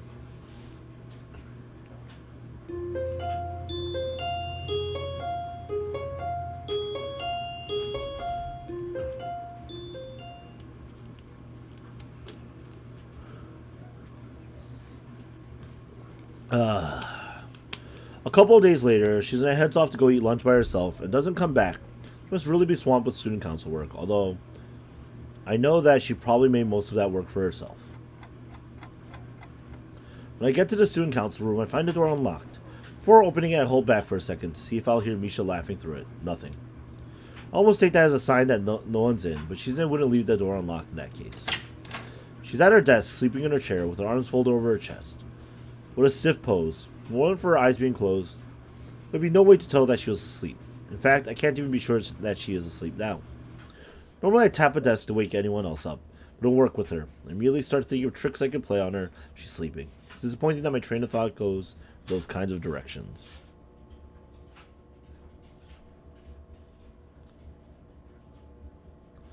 Isn't it half one and you're half asleep? Well, you know, Tom, it's because you're now an old man. You're over the age of 10, which is the Pokemon age. So, you get old and tired. Says the guy who will probably sleep very little, but don't mind me, guys. Hello, good afternoon. She signs one greeting with each hand. It's really confusing. Hey, what were you doing? Secretly slacking off? She just smiles, but lowers her head to conceal it. Tries her best to look annoyed instead. Don't just stand there. It makes me nervous if I'm sitting down and you're not. Feel old, Tom? It's okay, you're 50. Kills in. Take a seat in the nearest chair while Shizune pauses to adjust her glasses on the bridge of her nose, as she's fine-tuning an instrument. Why are you so far away? Does that make you nervous too? Pursing her lips, Shizune doesn't look too amused at my taunting her. I had some free time, so I thought I would drop by and see if you were still busy. Do you want to help me? Yeah. Too bad. I'm grateful, but it's not necessary. Just finished the last of it, and now everything that needed to be done is done. So formal. Misha was just as businesslike yesterday. Are you both getting serious for official student council business?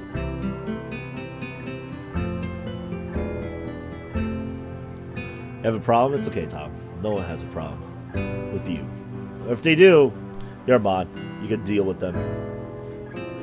I'm always serious, like the student council candidates should be. That was fast. From zero to immediately criticizing people who aren't even her colleagues yet before I've had the chance to stretch my legs.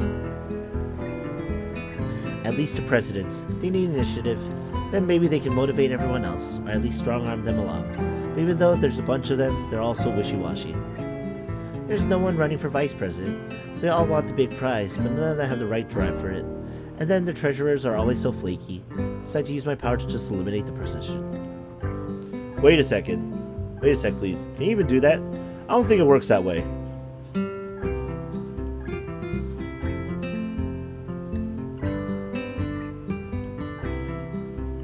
It is how it is.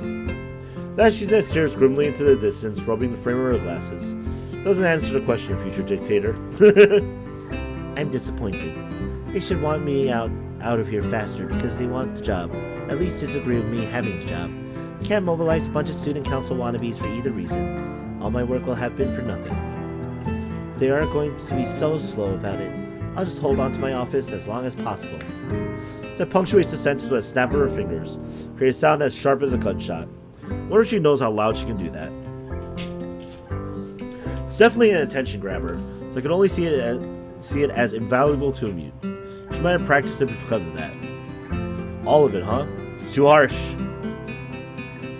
I always thought this is the real test. Leaving a lasting impression is important. That's why I don't build sand castles. They crumble when you leave. Maybe, but if I see an especially neat one, I still think it's impressive. I'll say it's impressive. I kind of admire you, so to me, it wasn't for nothing. She tugs at her glasses as she wants to take them off, smiling wryly. Sorry. I was careless and something selfish slipped out. I've always wanted to stand at the top. Didn't matter what it was, as long as it was the best, I was the best at it. I understood it completely and made it my own. Like when you hear a song and dream of being a musician, or see a plane and wish you could be a pilot. Ever had a dream like that? Yeah. First time I played soccer, I wondered if maybe I could ever get good enough to wow people. That was just a fantasy though, so then I saw the gap between me and the people with real talent, with those dreams behind me. Well, with my heart the way it is, I can't play soccer anymore anyway. Do you still have dreams like that? No, they're unrealistic. Realize it very quickly. There's always someone better. Nostalgic expression crossed her face. She looks oddly mature right now, as if the days of competing vigorously against others for supremacy are long behind her. Of course, I know that nothing could be further from the truth. Just last week, she wanted to see which of us could blow the biggest bubble with a piece of gum. Could be that she was even worse when she was younger. Terrifying thought. I like that. That there was always someone better. When someone greater than me would appear, I'd get so excited I'd want to challenge them. Even though in the end they would usually turn out to be better, and I would be left in awe. There are some people who are on a different level, completely. After a while, I got jealous. I wanted something like that for myself. Is that what the student council is? The thing just for you? No. Even though it feels like that sometimes, that wasn't why I decided to do it. There's another story entirely. But I like being student council president. Even if the work is hard and I'm always biting off more than I can chew, this is what keeps it exciting. People at the top shouldn't be able to be comfortable all the time anyway. Sound like Farmer. Although they wouldn't suit her, she would look cute in overalls and a straw hat. So if that wasn't the reason, why did you run for the job? I didn't, but afterwards, I decided to stick with it anyway. I wanted to be the student council president because the old student council president was stupid. And I wanted to stir people up so that they will be able to say, that was interesting, today was interesting. That kind of thing, memorable experiences. I'm happy because I think we succeeded, you and Misha and me. I have a selfish desire too, though. First, it was something I thought would only be a nice bonus. I've gotten greedy. That's why it would make me happy if the elections go smoothly. The only way that I could see that my wish was granted. What is it then? It's a secret. Something that might not be ready to let such a weak dodge slide by so easily, so it quickly weighs down any attempt at a follow-up, embarrassment coloring her face. Something she wants to keep to herself only because it's too silly to do otherwise. I start to feel a pang of hunger and check my watch. It's earlier than it looks. Too early for dinner. Do you have any kind of food in your desk? For a second, it looks like the question confused her. She recovers quickly, giving that look. Desks are for supplies. Food is supplies. You should have eaten lunch. I didn't think it would be a problem if I didn't. If I was working, I wouldn't have to think about it. I'd be too busy to be hungry. Puts her hand up to her mouth in a poor attempt to conceal a laugh. And tries to hide it further, but pretending to use it to push her glasses further up the bridge of her nose. Guess you're not, since you already ate. I'm not good enough to sign the appropriate words, so I settle for pointing at the stack of Chinese food containers leaning precariously out of the top of her trash can. Those are from yesterday. Then we're both hungry. Let's get something to eat. Not for the cafeteria. There wasn't anything good at lunch, so I really doubt there will be anything good left over. Order something? Ordering out 2 days in a row is unnatural. Only in case of emergencies. That's my personal policy. So why she should think of putting some snacks in her desk. The easier way of dealing with these kinds of emergencies. I want to tell her that, but signing out how hungry I am like 5 times has made me too tired to be a smartass. The temptation is really great though. Hi! His distinctive up and down voice sounds muffled through the door, which bursts in a second later. So, Hey-chan! You're here too! how do you know there was already someone in here? If it opens, someone is inside. Wahaha! Am I interrupting? She shakes her head. Great! That's really great! But I was sure I would be. Is this a break? I thought so too, but it turns out everything student council related is over for now. Is that why you're here? Wahaha! Yeah, that's right, Hee-chan. Sorry to disappoint you. We're just discussing whether or not to order out for dinner. That sounds fun. Shizune isn't being very fun about it though. She says that she can't order food 2 days in a row. Are you hungry too? Because if you are, we could outvote her.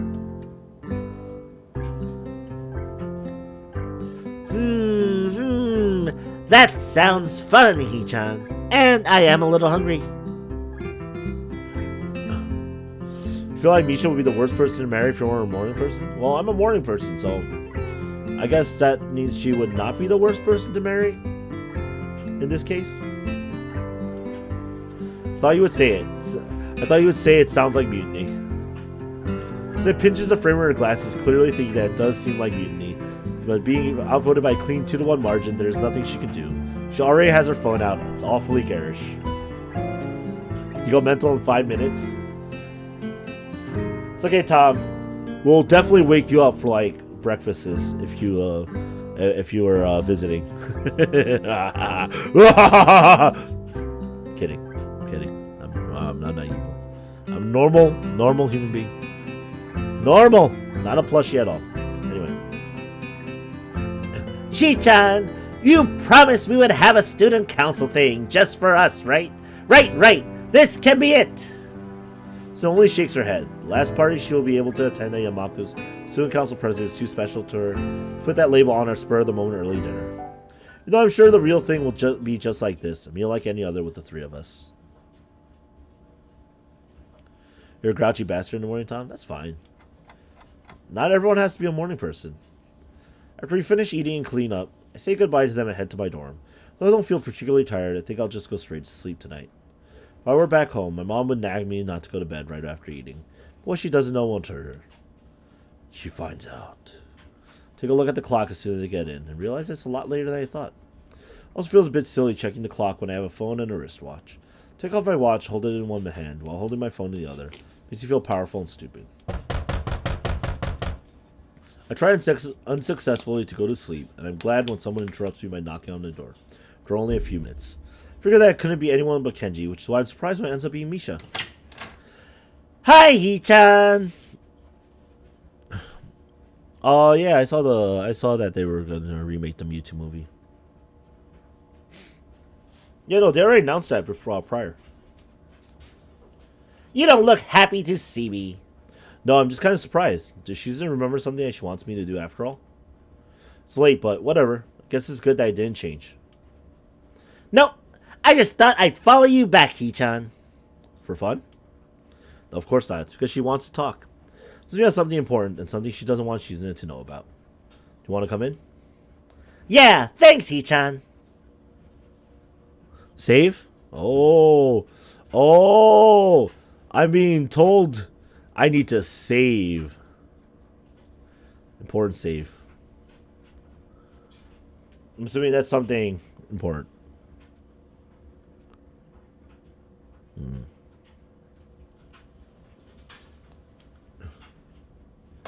She walks in and immediately takes a seat in the chair. Natural thing to do, but I expected her to sit on the bed. Hee-chan! Misha frowns harshly. arms folded over her chest. It's like she's trying to play a grim interrogator. All they're missing is the mustache and the dangling, flickering light bulb on a string. You didn't think this was now. Uh-oh, what's happened? Did you make Shi-chan sad? What do you mean? When I went to the office today, Shizune couldn't hear me coming, that's why. When I opened the door, she saw a really confused expression on her face. Shi-chan looked happy and sad, and I wanted to know why. Well, it wasn't because of me. I didn't even see it. I think she's depressed that she won't be student council president anymore in a few months. When I asked Shi-chan about it, she said that it was okay. That's meaningless. Shizune would say that. It's ridiculous to think she would let it go that easily. I mean, there are times when she'll want to fight me over the last apple, or chocolate milk, or whatever. That's stuff that doesn't even matter. Chocolate milk is important. Okay, it is. Don't get mad, but not as much as the student council is to her. She wouldn't just wave it off so easily. Wahaha, you're right. I thought that this was supposed to be an interrogation, but it appears Misha has already forgotten about it. But I don't want Shi-chan to lie to me to make me feel better. Ha ha ha! Most people don't know how serious Shi-chan is, and think she's just putting on a show. I'm happy that you understand her, Hee-chan. It's obvious, especially with how she's talked about it today. Misha leans in closer with interest, resting her head in her palms. Really? What did she say? They're close enough that I don't think much of how she's prying. Why she joined the student council, sort of. Started, but then decided that some stuff should just stay classified, and signed it's a secret. So I guess that's what she told me. It's a secret. Think you said save a bit too early? Okay. Well, if someone tells you that they have a secret, you can sort of call that a secret by itself, Hee-chan. Just like how, according to you, luck is a skill? It can be. Wahaha! Be careful, not so loud. Why, Hee-chan? We're going to wake up half the people in the building. On top of that, dorms aren't co-ed. Hee-chan, are you thinking something dirty? Stop being weird. Ha ha ha! If you are, it's okay, I think. Hearing that makes me realize how easy it's been for me to talk to Misha all this time. I'd be able to go this long without feeling the need to be on guard. The first time I have. I feel sad, Hee-chan. Well, it's okay. It's funny. The happier Shi-chan gets, the more depressed I feel. Even though I should be happy for Shi-chan. I still am, but I can't talk about my problems with her. Why not?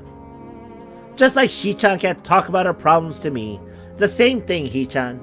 If we have that kind of problem, then I'm not sure anymore what I should do.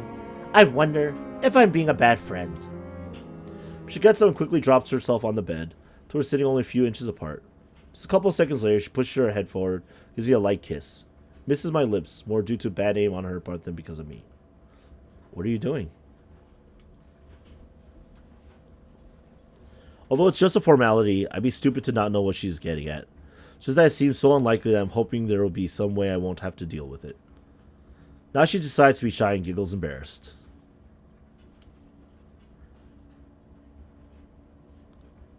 Do you like me, Hee-chan? Yeah. Her is buried in my chest. Feels like she's talking into my scar. She might be able to feel it brushing against her cheek. Tried too hard to hide it from both of them before. Seems like such a dumb thing to have worried so much about in retrospect. Please comfort me, Hee-chan. Just for today. Well, I believe that we're supposed to drop a save here. And, refuse!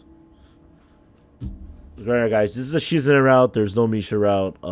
As much as we want a Misha route, there is not a Misha route. You have to refuse this. Right? Right.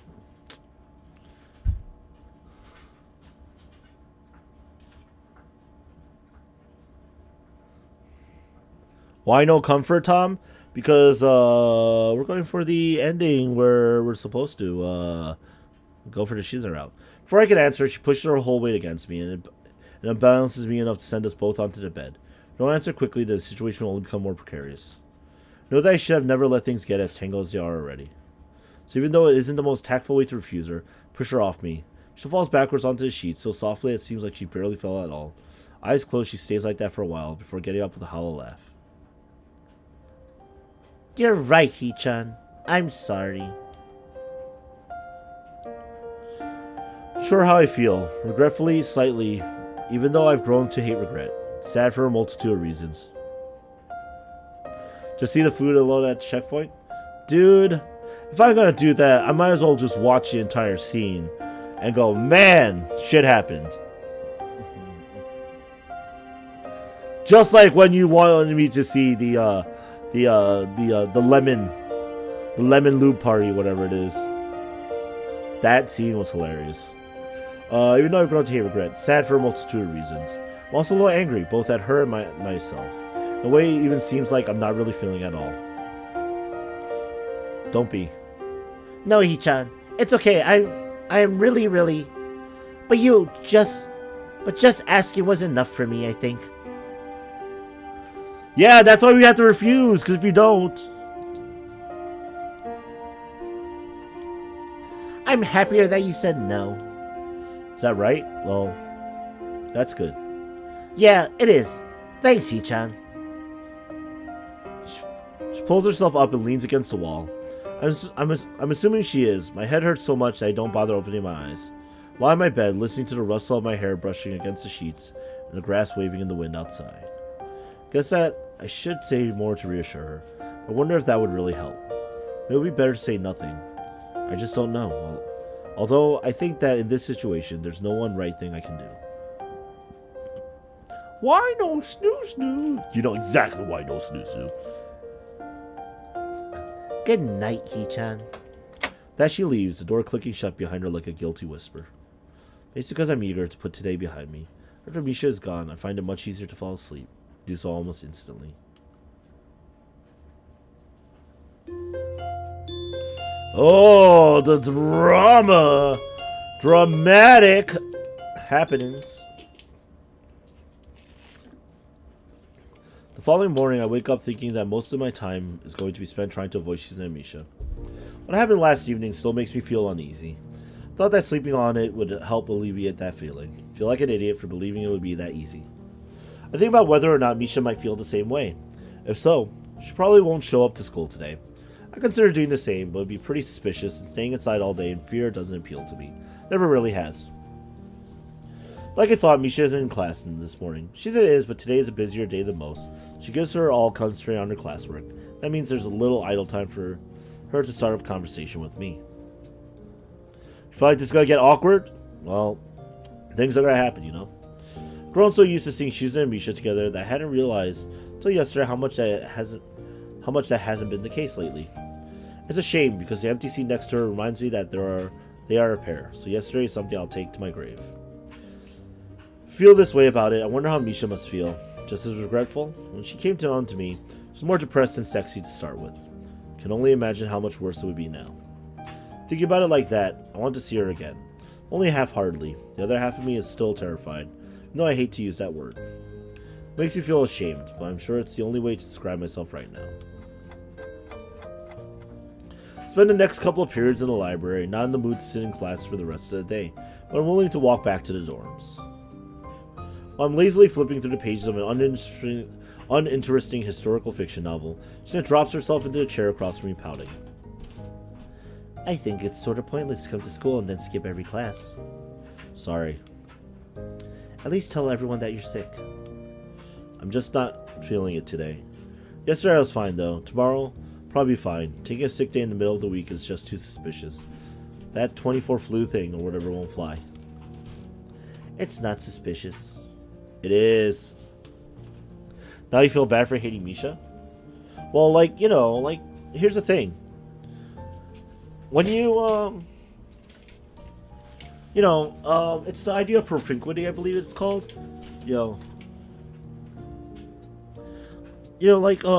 And Misha and Shizune and Hisao, they were getting along swimmingly, like a trio. Yo, my take on Misha's voice is the greatest thing ever, okay? That is the best. If there was ever a dubbed version of the Katawa Shoujo animated, I would totally audition as Misha, and people are like, you can't be Misha. I'll be like, yo, I'll wear a pink, yo, buy me a pink wig with drills. I'll wear it. I'll voice it.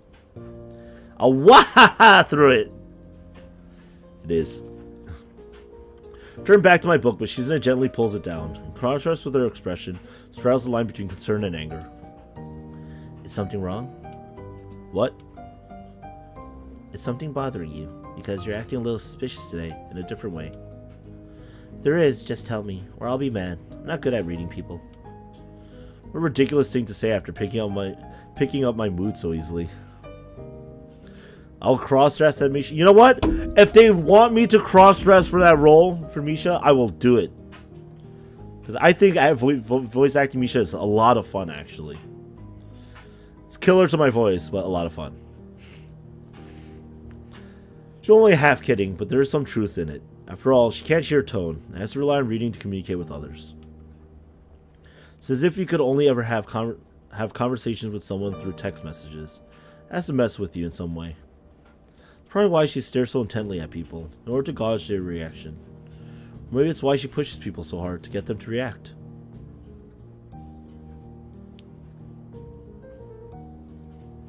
Go to my next convention as Misha?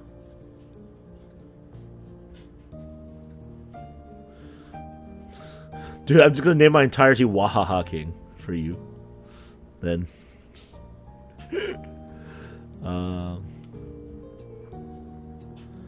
Cosplay Misha would be tough. Like, I am all sorts of wrong body proportions.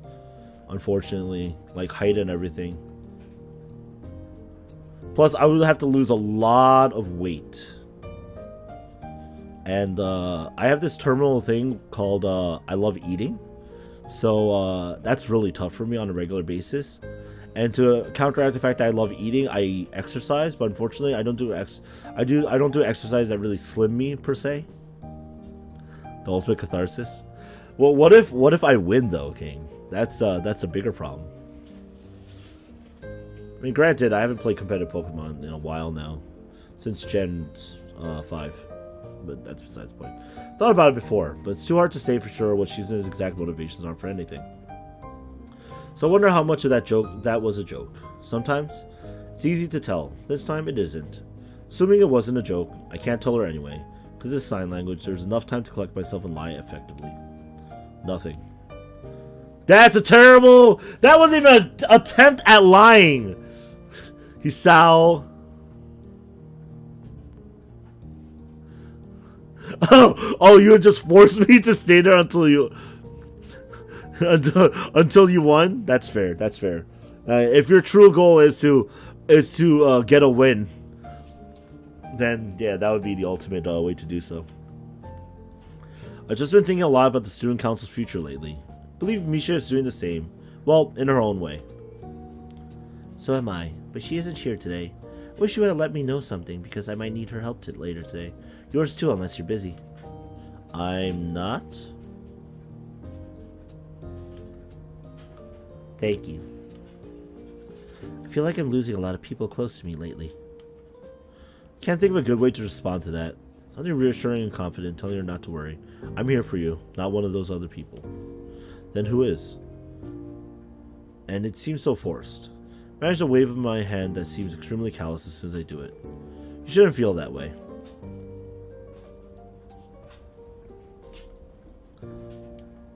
I might be just a little sick, not enough to go through the trouble of making it official. It's just easier for me this way.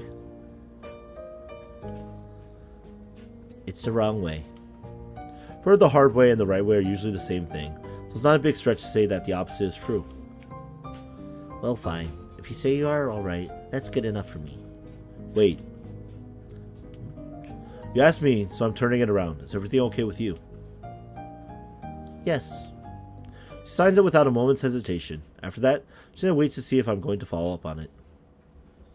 I don't, and she leaves. I feel like an idiot for not going further, even though I think it's better that I didn't.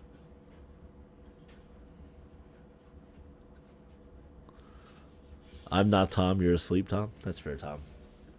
That is of the sleep variety. Don't worry, we have a poker flute, Tom. I can't whistle because my lips are a little bit dry. I need water. Hydrate.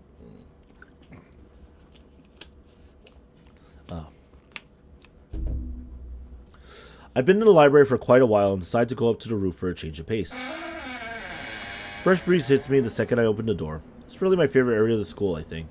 Then I see that I'm not the only one here. I see a girl with bubblegum pink hair in front of me. Her back is to me, but I don't have to see her face to know who it is. I'm sure Misha is the only person in the world with hair like that. I get the feeling I've stumbled on her at a bad moment. She obviously wants to be alone. I wonder if she hasn't noticed my presence. If so, I'll leave right now. But she hasn't, turns to face me.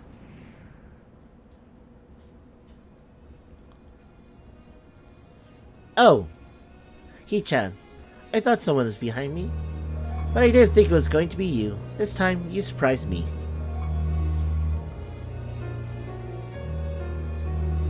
Can't go full Snorlax? She's referring to her habit of sneaking up behind me and asking me to guess who it is. I've never been surprised by that. You go for now? Alright. Surprised too, but this is good. I had something I wanted to talk to you about anyway. Not that. What's going on between you and Shizune? She won't tell me, so I'm asking you. King doesn't like this music. Yeah, I think. Anyway, because you're easier to get an answer out of, since the same sign language that gives me the leeway to lie to her gives her a cushion against my questions so that she can more easily brush them off. If she hesitates, I push her harder. Give me an honest answer, please. It's complicated, Hee-chan. It's because of something that happened a long time ago. I thought I could just forget about it, but it's really hard. So, that and graduation coming up made me want to spend more time with Shi-chan. But Shi-chan is always busy now, so we've been fighting, but I'm tired of it now. Because I like Shi-chan. So do I. No. I know you like her, Hee-chan. I mean that I like Shi-chan in the same way. I want her to be my girlfriend. She closed her eyes like a condemned criminal confessing the last of their sins in front of the executioner. What makes it harder for me to think of a response? I know I have to give one. I see. I never knew. I didn't really want to come to this school, Hee-chan. It sounded interesting, and even if everyone hated me, at least it felt like they would leave me alone. I was learning sign language. I wasn't very good at it.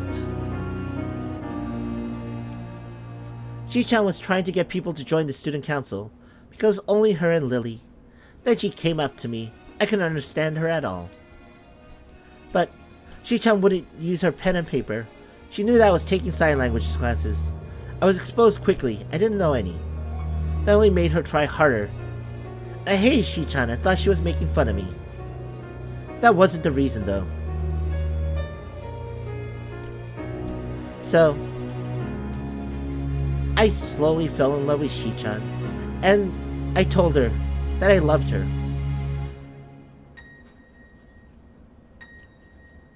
It was in the student council room, you know? It was just the two of us. I have these fantasies of Shi-chan staying alone in the office, trying to put everything together all by herself. It seems so lonely to me and so sad. I think I wanted it to be that way. That way, I could be there for Shi-chan. And maybe Shi-chan would like me, even though there was no reason for me to believe it. I did it anyway. I wanted it to be true, so I was okay with letting myself believe it, even though I think I knew. That day was really, really beautiful too, Hee-chan. We were done with everything, and I was looking out through the window. Even through the window, the light was so warm. I want to stay like that forever next to Shi-chan. But then I looked at Shi-chan, and she had her back to the window, still working on something, blocking out the rest of the world.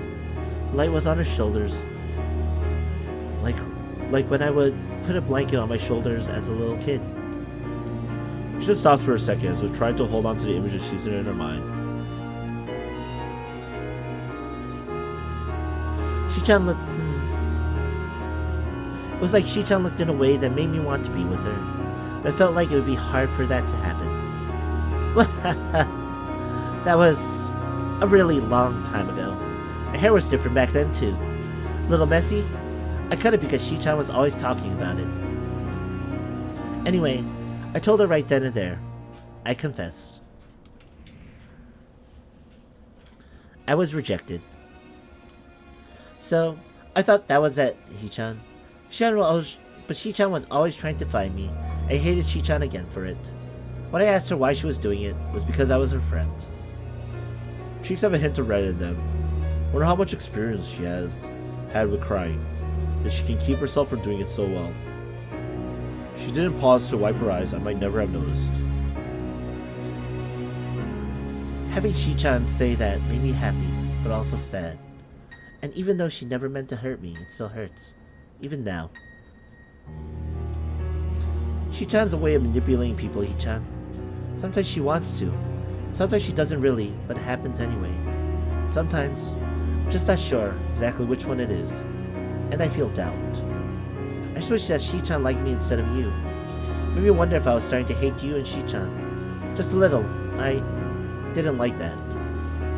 So you were thinking maybe it would be better if I weren't here at all. She looks confused. The thought had never crossed her mind. That's not it, Hi-chan. I thought about it a lot these last few days.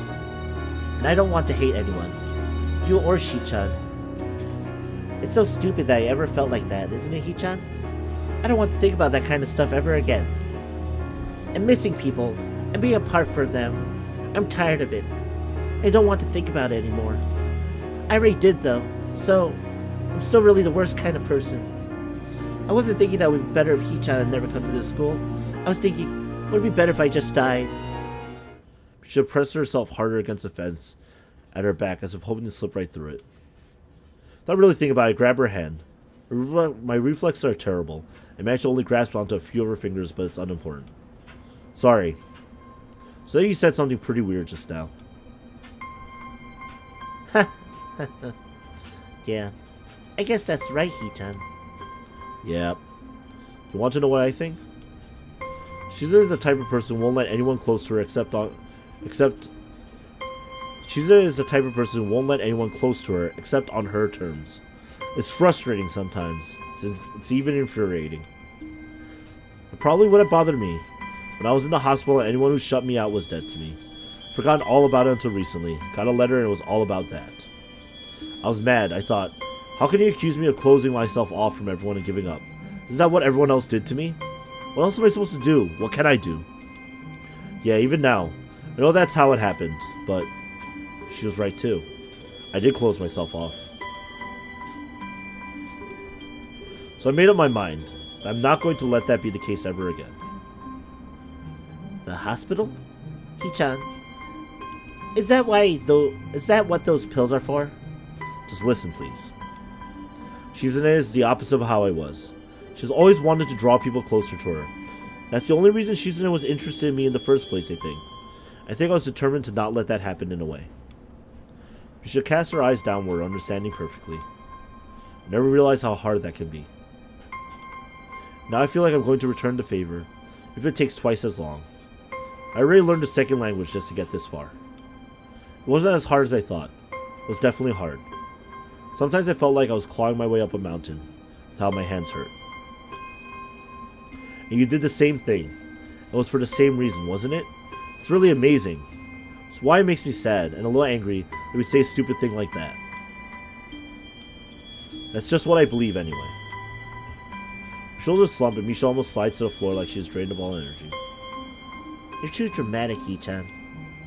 Says while looking away, turning her head almost as if she wants to look out the school grounds, not turning it enough to do so. Wah, haha.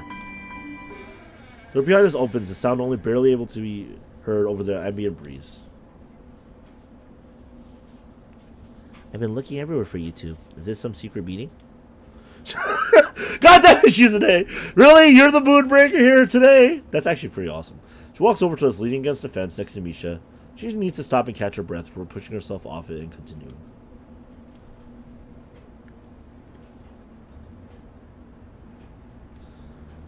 I'm bored sitting in the student council room every day now. Without either of you ever coming by, taking some time off is fine. But this is just too much. Really, Misha and I would be jokingly making excuses for herself at this point. Sometimes there's only silence. She's not always expecting resistance, thrown off balance by the lack of it.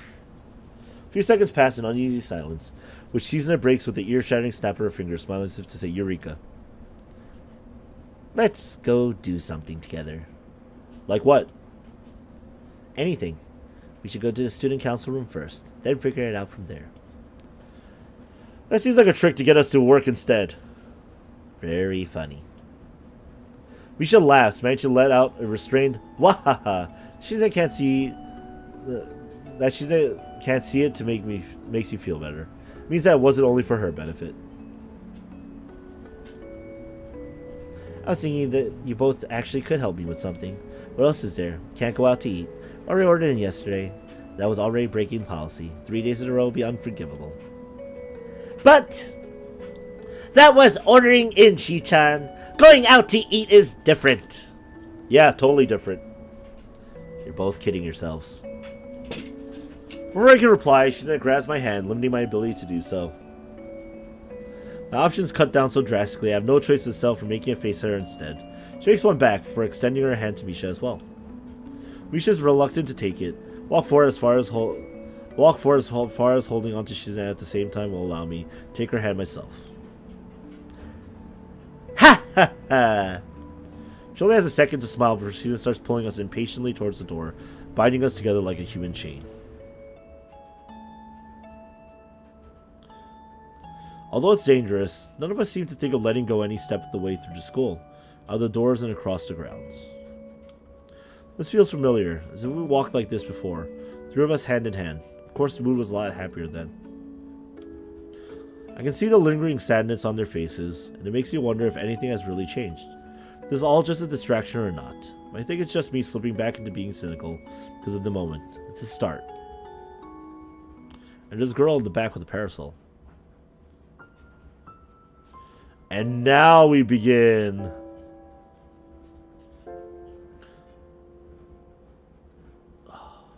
Act 4, to my other self. Alright. Alright. Let's go. She's in a good ending. Only a day later, the weekend has already arrived. Drop a heavy stack of books on the librarian's desk.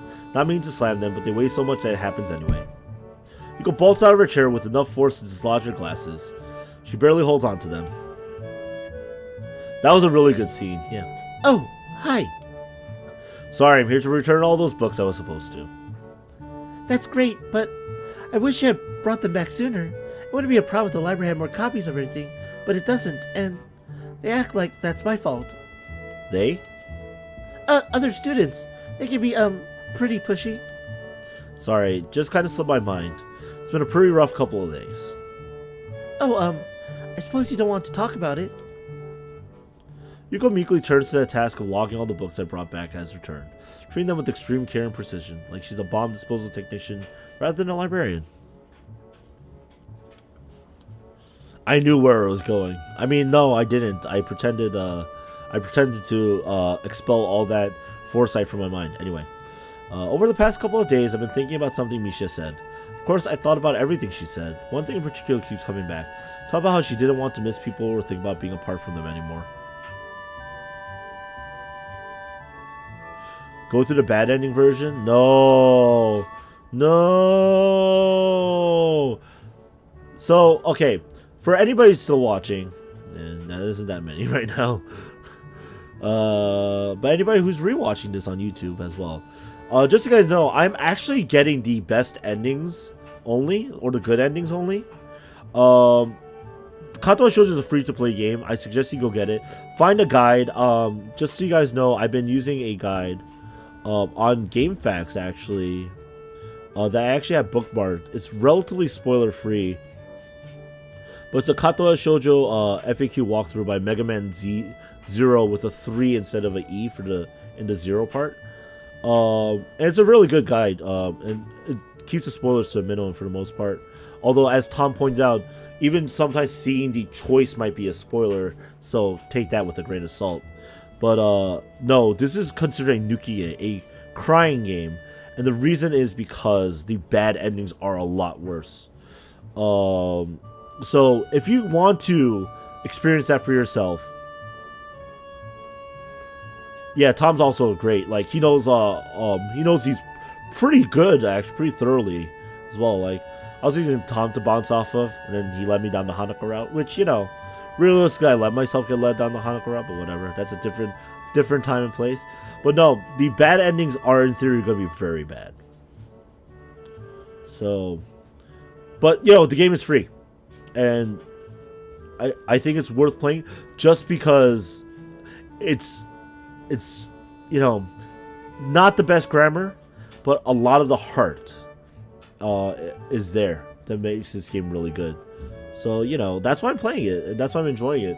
But with that said, I'm trying to avoid the bad endings because I'm gonna assume that things will get like really dark. Okay. Anyway, over the past few days. Oh yeah, I already read that. When I recall those words, they stopped me cold, like a sharp slap across the cheek. Just a few months we'll be graduating. Misha and Shizune were nearly inseparable. But after graduation, they might never see each other again. What if that thought is what started all of this? Misha were to try and talk to Shizune about it. Shizune likely wouldn't think about it at all. It saddened her, and for that reason, she would try and toss it away. For someone like Shizune, who is so quick to suppress her worries, it would be easy. Misha turned out to be more sensitive than she seemed. It would have crushed her, even more so because Shizune's reaction could come off as pretty cold. I don't know if that's how Shizune handled it, but it seems likely. I can understand why she would act that way. I can also understand why Misha would be troubled by the thought of drifting away from someone who's such an important part of her. I never thought about graduation until that moment. Then I began to think things like, has it really only been less than a year? I started thinking of everyone I've met. Not only Shizune and Misha, but everyone else. They were fond thoughts. Then I thought of losing them. Suddenly I could understand Misha's anxieties. It could be nice to talk to someone about it. Actually, I kind of want to. With whom? I can sense an obvious tinge of apprehension in her voice. With you. Really? Are you sure? Well, why me? Because you're an adult. That's it? That's... Wincing, she fidgets a little in her seat, trying to get comfortable in a pretty uncomfortable looking way. I guess this means she's okay with it. Is it hard being an adult? Your Wi-Fi just died, Tom? Uh-oh. Well, you hopefully are back. Yes! Preach on, Yuko! Preach on! Oh, I can relate. Yes, it's hard being an adult, guys. Bills every freaking day! I don't think I'm that old, though. It's surprising that students now, like Shizune and you, wear stuff like perfumes or cologne. I never did. I still don't use them. By the way, you're not wearing your grape cologne today. Yeah, it wasn't working out for me. Oh, that's good. I thought the same thing. Sorry. Yuko looks genuinely sorry, and I feel a pang of guilt. I smile despite myself. A tiny lie like that can come back to bite me in the butt. For Misha, trying to conceal how she felt in order to put on a happy face for Shizune for so long must have been crushing. Someone I know brought up that we're going to be graduating, and I realized I never thought about it before. I feel stupid that I could go so long and never think about these things. I've met a lot of great people, and I've never thought about what it's going to be like to graduate and maybe never see them again. Those are things you don't remember getting? Here's the problem. Oh no, Tom! No! He's on data! I'll tell you this right now, King. As a person who remembers... I've never been once surprised about something I bought. I have been surprised at when a charge has gone through. But no, I keep very meticulous memory of all my expenses for the most part. So I'm not surprised at what I bought at all. So I never had a bill for things I don't remember getting. That's never happened to me, at least.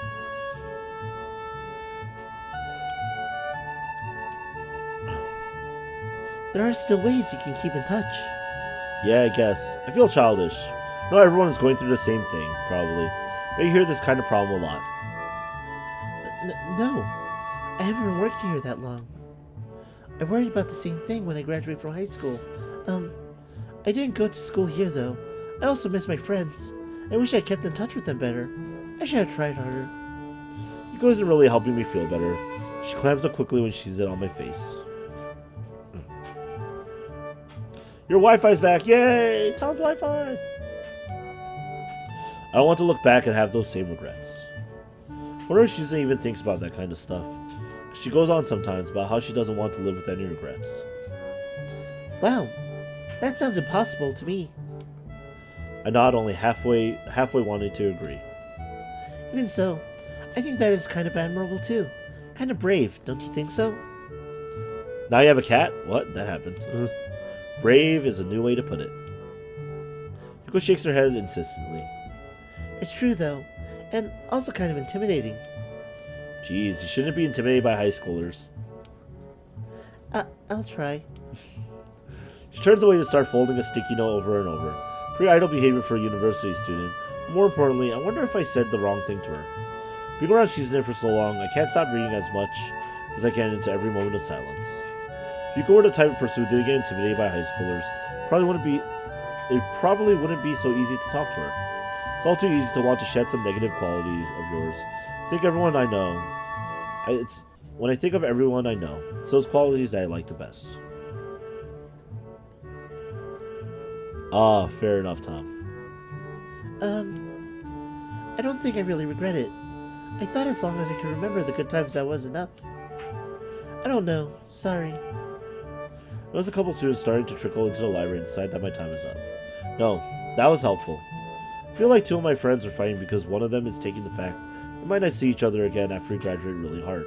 The other is probably being stoic about it, which only makes it worse. I don't get how I'm supposed to handle this kind of situation. Doesn't seem like the kind of problem where I'll have to end up taking a side. It could turn out that way, and then I have no idea what I'm going to do. 2 a.m. being attacked by a cat. Woo! Decos. You should tell them that then they shouldn't fight. I know, fighting is bad. It's not Shizune and Misha, by the way.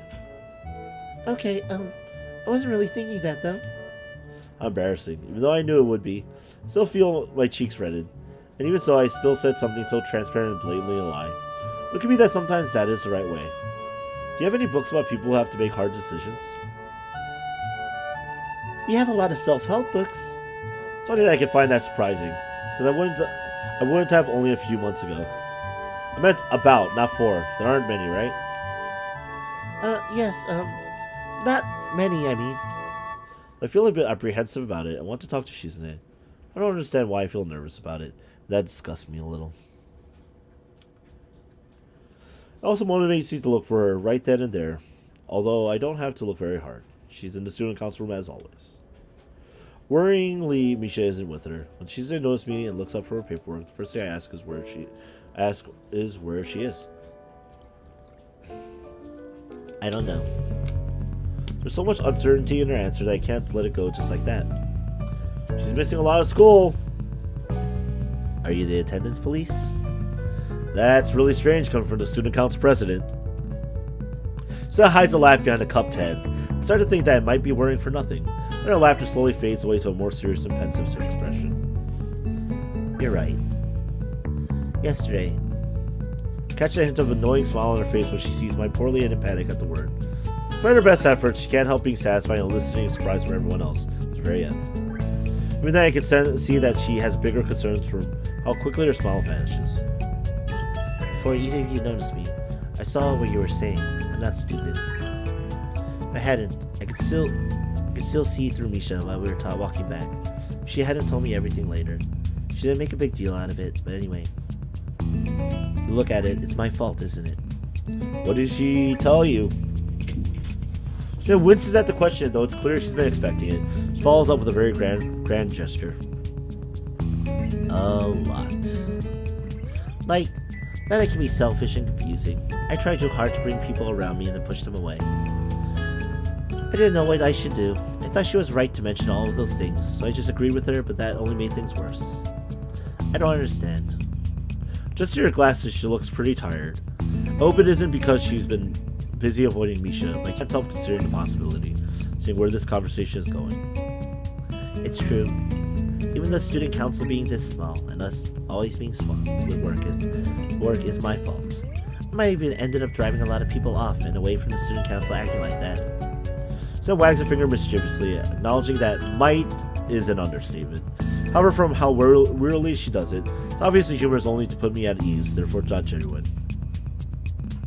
Like Lily, for instance. She was the first person to join when I started trying to recruit people again, after everyone else left, because they couldn't stand me, I guess. We managed to put together the last festival, and even ran a booth together at the last minute. But I didn't like her because I thought she was selfish, always holding us up in order to tend to one friend of hers or another, and leaving Misha and me alone to sort out things involving the whole school by ourselves. If there were any problems she was going through, she would leave us high and dry while she panicked over it and wouldn't come back until it was solved. She would focus on it 100%, be too preoccupied to focus on any student council work. That was the worst to me. That she could be so nice and still take so many people for granted. Why even join the student council then? Seems so short-sighted and selfish, don't you think? But it's actually me who's that way. Like Misha said, always trying to pull people close to me and then shutting them down. That's how I've treated her, which makes me a bad friend. It feels like I did the same thing to you, then so I guess I'm a bad girlfriend too. Even if Misha says that, you might as well replace her. I'm angry that I screwed things up enough for it to get this out of hand. All I wanted was to... She paused to look for the right words, tenting her fingers in concentration. Make people happy, I think.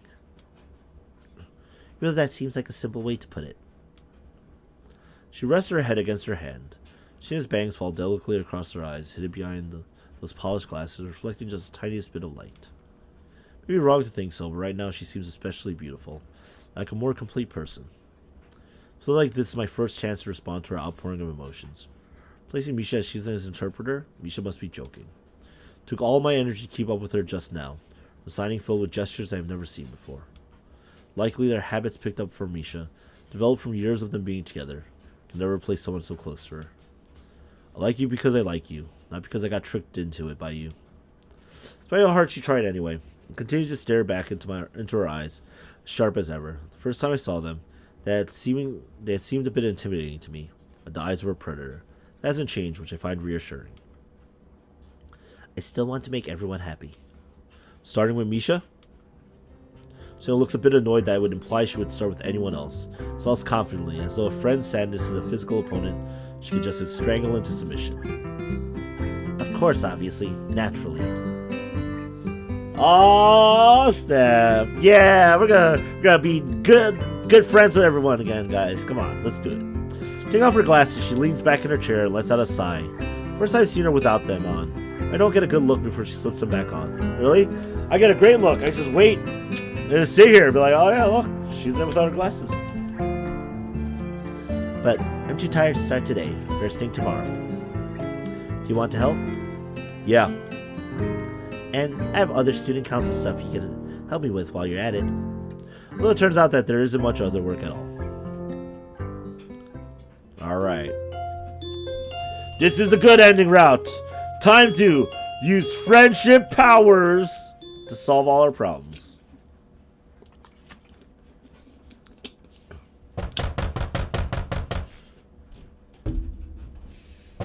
There's no school today, so I expected to be able to sleep in late. Fortunately, I'm awakened by someone mercilessly pounding on my door at 8 in the morning. First, I think it could be Kenji, but when my shouts of annoyance go on and is answered, I realize it's Shizune. She immediately backs away from the door when I open it, quickly concealing something behind her back. Kind of ominous. Yeah, this is the shortest act in the entire game, which is why I was not too worried that we hit Act 4 now. You know? Hey, it's like I played these games or something, so I knew. What's that? Is it a surprise? I don't really like surprises. The displeased expression on her face says she wants me to stop being such a wet blanket. She's too busy fumbling with what's behind her back to sign it. Must be frustrating for her because seconds later she swings the object out proudly and also a little dangerously. Oh, this is the shortest Act 4? Oh! Oh! Insert Pikachu oh emotes. Anyway. I don't have those, guys. I just have a hype face. Ta-da! A picnic basket. We can have lunch together, the three of us. It's not really a basket. It looks more like a plastic bag. Taking a quick look inside, you can see that most of the food inside is also store-bought, not homemade. Some items still have the price stickers on it. The Act 3 is the longest Act 3. Okay, so they balance it out. Alright. Man, that Act 3 also probably has a potentially devastating ending to it. So you don't get to the Act 4, right? Uh-oh. No, no. A lot of implications in that last choice where you choose whether to refuse or comfort. A very diverse selection here, though. Even a tiny tin of caviar. I'm slowly becoming more impressed with this lunch. Pick a grape out of there and pop it into my mouth. Don't just take things like that. I spent all night perfecting this final weapon. She then placed it down on the ground to free up her hands and immediately starts playfully tapping it between her feet like a soccer ball. Definitely not what you should do to anything you're going to call a final weapon. All bad ends don't give you an Act 4. Oh, okay, got it. I did not know that. Oh, you only got okay, that's fine. I might, you know what? I might check out Shizune's only because, like, I can. That's a dumb reason to, but because I can. Just to see one of them, because if I'm gonna see one of them, like, I don't want to see any of them. I'm not gonna lie. Like bad at like you know, I get this like sinking feeling in my heart. Even though my heart's a cold dead piece of ice. Like, you know, even then it's like man, we became denser than water. Alright, see you, King. All part of my get Misha to stop being so depressed plan. I stayed up all last night working on it. When we tried to order it in last time, Misha barely got anything. He said an excuse to leave early. I won't let her get off so easily this time. Food is already here. She'll have to sit down and eat with us. It's the perfect bait. Doesn't everything look irresistible? I tried to make it myself, but I don't know how to make it look all fancy, so I ended up buying everything. Still looks delicious, doesn't it? It should be. The Emi and Shizune ones are the best, I heard. Like, in a bad way or a good way? It's very perky today, juiced up on the thought of cheering Misha up. Well, it's odd to see her so happy about it. I know she's just as unsure now as she was yesterday. The only thing that has changed is that by viewing it as another sort of challenge for herself, she can put her worries aside and throw herself into it recklessly. Oh. That has worked well enough for Shizune so far. It wouldn't surprise me if it's the only way she knows how to live. It's a little early, though. It's already 8 in the morning. That's late. Even Misha gets up at 8 or 9. She goes to bed at 7 p.m., but that isn't important. It's very important. She ignores me, gagging my hands by taking them in hers instead of a more proper rebuttal. That way she lingers against me a moment longer than expected. Feels really comforting. The point is, she's awake right now, walking around somewhere. Let's go find her. She sprints out the door impatiently, and her gusto as she drags me along looking for Misha makes me feel more like I'm following a hunter on a safari than looking for a mutual friend. You don't have to look very hard. Even cropped short, her pink hair stands out. The fact that she's just meandering around the grounds out in the open makes it even easier. Now I'm sounding like a safari hunter.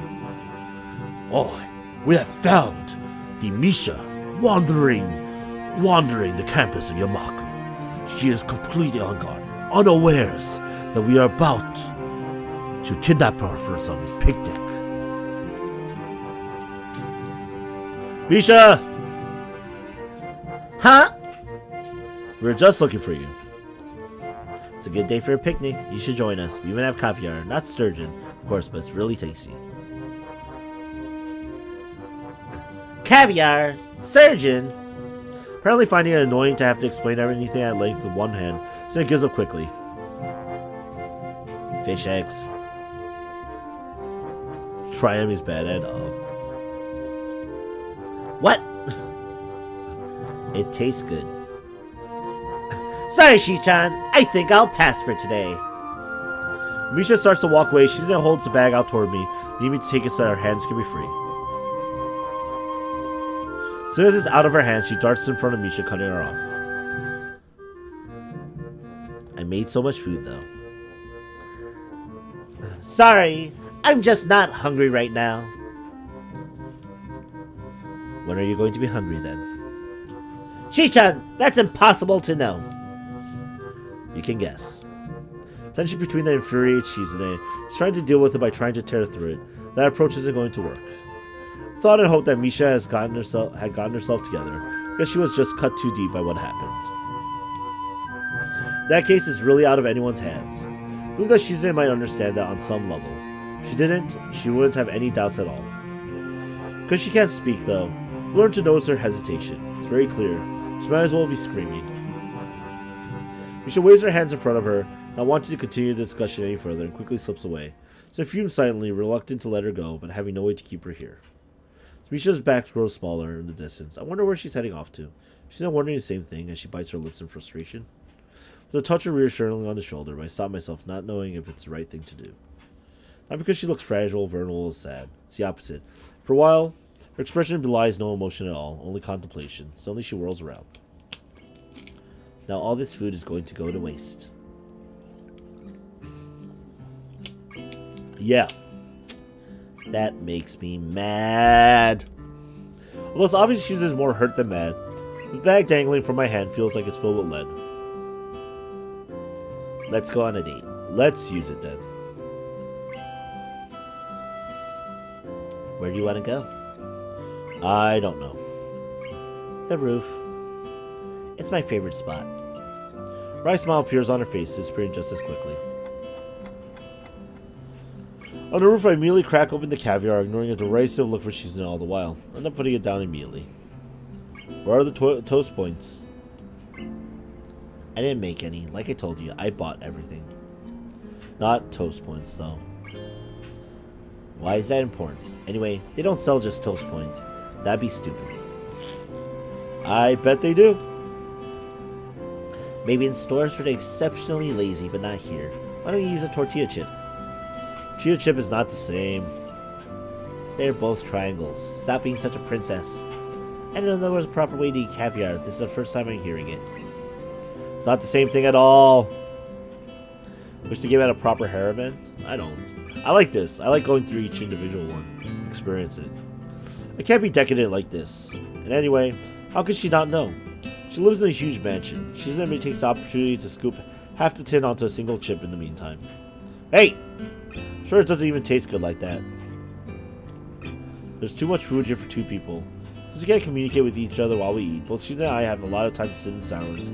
Think about the fact that Misha, the person she set all this up for, isn't here. It's annoying that she isn't here.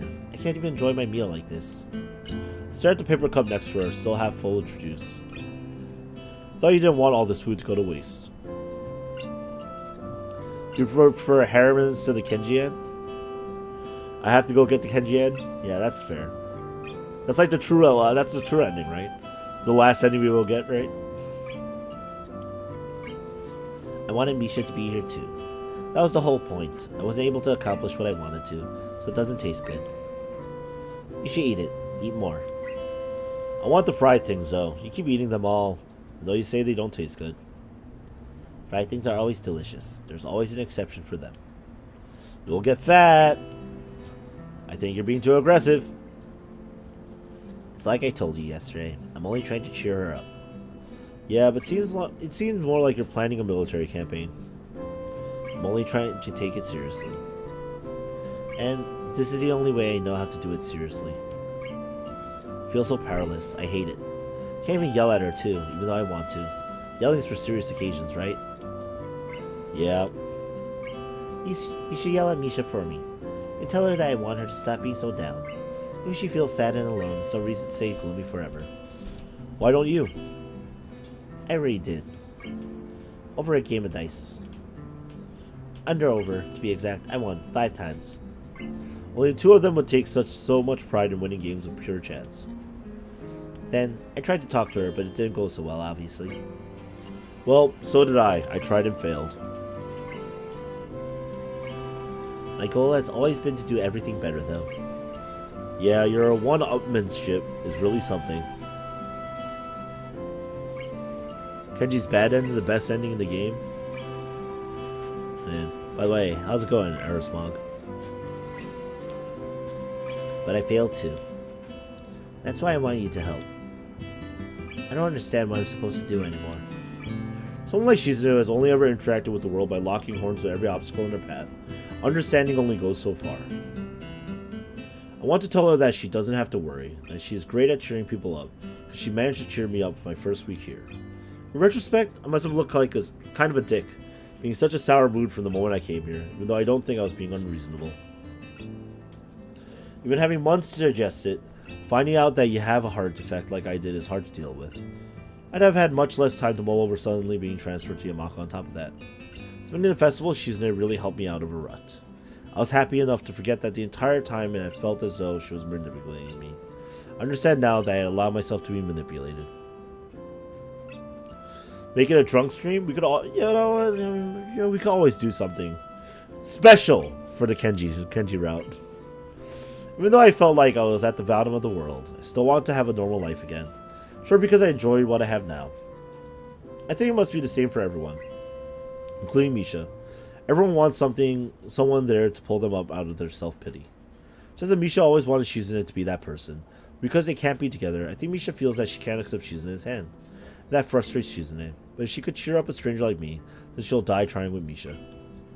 I can see it in her eyes too, though she tries to treat it like any other problem in her life. Shizune cannot do that with Misha's depression. Her thought processes are entirely different.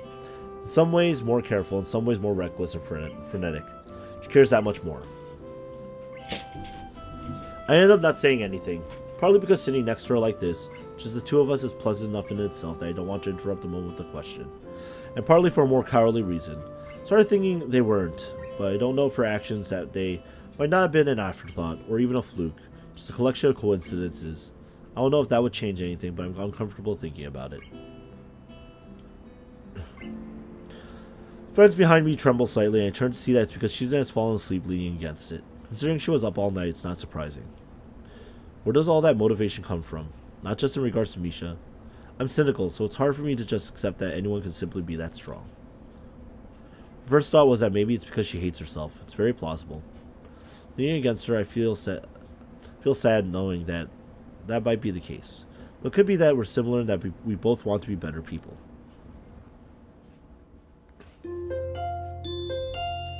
So this is the cheer up Misha ending, I guess.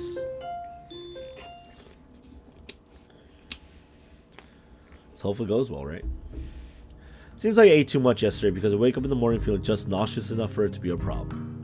Really can't postpone going into town for shopping though.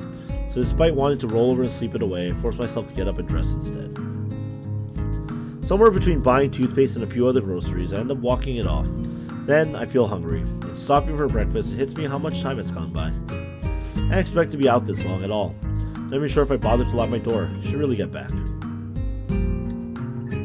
When I get back to the dorm, I see Hideaki standing in front of my room with the entrance. I can think of a few things more unexpected, and I can't help thinking I might have a heart attack just from the surprise. Fortunately, it doesn't happen. Is Shizune my first route? No, she's my third route. So I did Hanako first, I did Emi after, and now I'm doing Shizune. And we're gonna finish Shizune tonight. And we're just getting the good endings for now. So our next one after this is gonna be Lily, then Rin, and then Kenji. It's gonna be the ultimate. Kenji, the ultimate ending. As soon as he sees me, he says hello in his usual detached way. A little slow to reply to him, so he repeats the greeting without missing a beat. Hello. Is something wrong? Everyone's favorite Hideaki voice is back. The one Tom hates the most. I'm just surprised to see you here. Not as surprised as I could have been, since it's impossible to make him mistake him for anyone else. I recognize those weird clothes anywhere. Come to think of it, I really surrounded myself with distinctive looking people lately.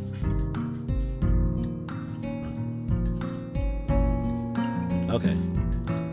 Hideaki's head lolled slightly to one side, a little too easily. Why? Is it unusual to see someone's family come to see them? Well, yeah, actually. So Hideaki isn't such a robot after all. In fact, it's almost as if he's more caught off guard by the fact that he even can be caught off guard, but he recovers quickly. Nevertheless, in that brief moment, he looks his age. That uncomfortable side of his seems like the more honest, and I wouldn't mind seeing more of it. Not so much, though, that I go out my way to pry. Only Shizune would be that zealous. That's my thought. That my thoughts get so far as proof she is rubbing off on me. I think that you'd have a reason, that's all. There is one. See? Anyway, the talk what we're looking for. That's why you're here, right? Shizune is in the student council room. I was looking for you. We might take a trip soon, a family trip. Do you think she would want to come with us? Yeah, I don't know. She's kind of been on the warpath lately with a lot of stuff, and once she's focused on something, she won't just drop it. I guess you would know that.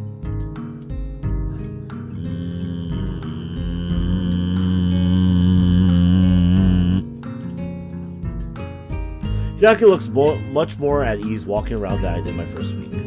So if this isn't your first time here, I read that question with the wrong reflection. I apologize. Just throwing it out there. Of course, completely ignoring the surrounding environment could just run in the family. Explain why Hideaki seems so distant from Shizune. I feel like there's more to it than that. More to it than just her deafness. No, but this is the first time I could walk around so much. It is kind of weird here. I bumped into a person who told me women are not allowed in the dorms. After I told him I am not a woman, he told me I was misleading, then accused me of being an assassin. I was warned that he was not only invincible, but strong enough to probably destroy the building with a punch, or at least knock over the painting hanging in the hallway. By the way, that painting is actually screwed to the wall. Yeah, that's the guy across the hall for me. He's okay. 10 hours of ASMR from me. No, we're not doing that. I see. Oh, you left your door open. It was unlocked when I came here. I'm a little annoyed that Hideaki knows that. The only way he could is if he had opened my door, but the feeling passes. It doesn't matter. I have nothing to hide or steal. Your soccer ball is really nice. That's one of the things that does matter. Why? If you are a soccer player, a soccer ball is very important. I guess it is. The thought makes me smile. I'm here because my father bought a new phone and he wanted to update Shizune in case she needs to call him. I thought that you should know too, since you're her boyfriend, aren't you?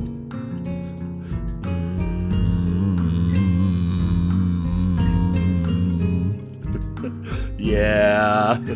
Why? Just in case there's something wrong or she needs anything. Isn't what I meant, but I'll go along.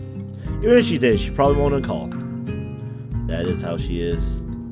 Well, if you know, coming all the way here for that, though, he could have updated her via email. He does not like using emails. That's so old-fashioned. Don't tell me he still does business through regular mail or something. Silence. Now it's my turn to feel awkward. Is Hideaki taking it literally, or did I hit the mark? Nah, I'm sure that's what it really comes down to, is that he does want to see his daughter and stay in contact with her. At the end, they are still family after all. You know, they play at being at each other's throats. This is gonna be like the Wahaha on YouTube. Uh-oh. Oh no!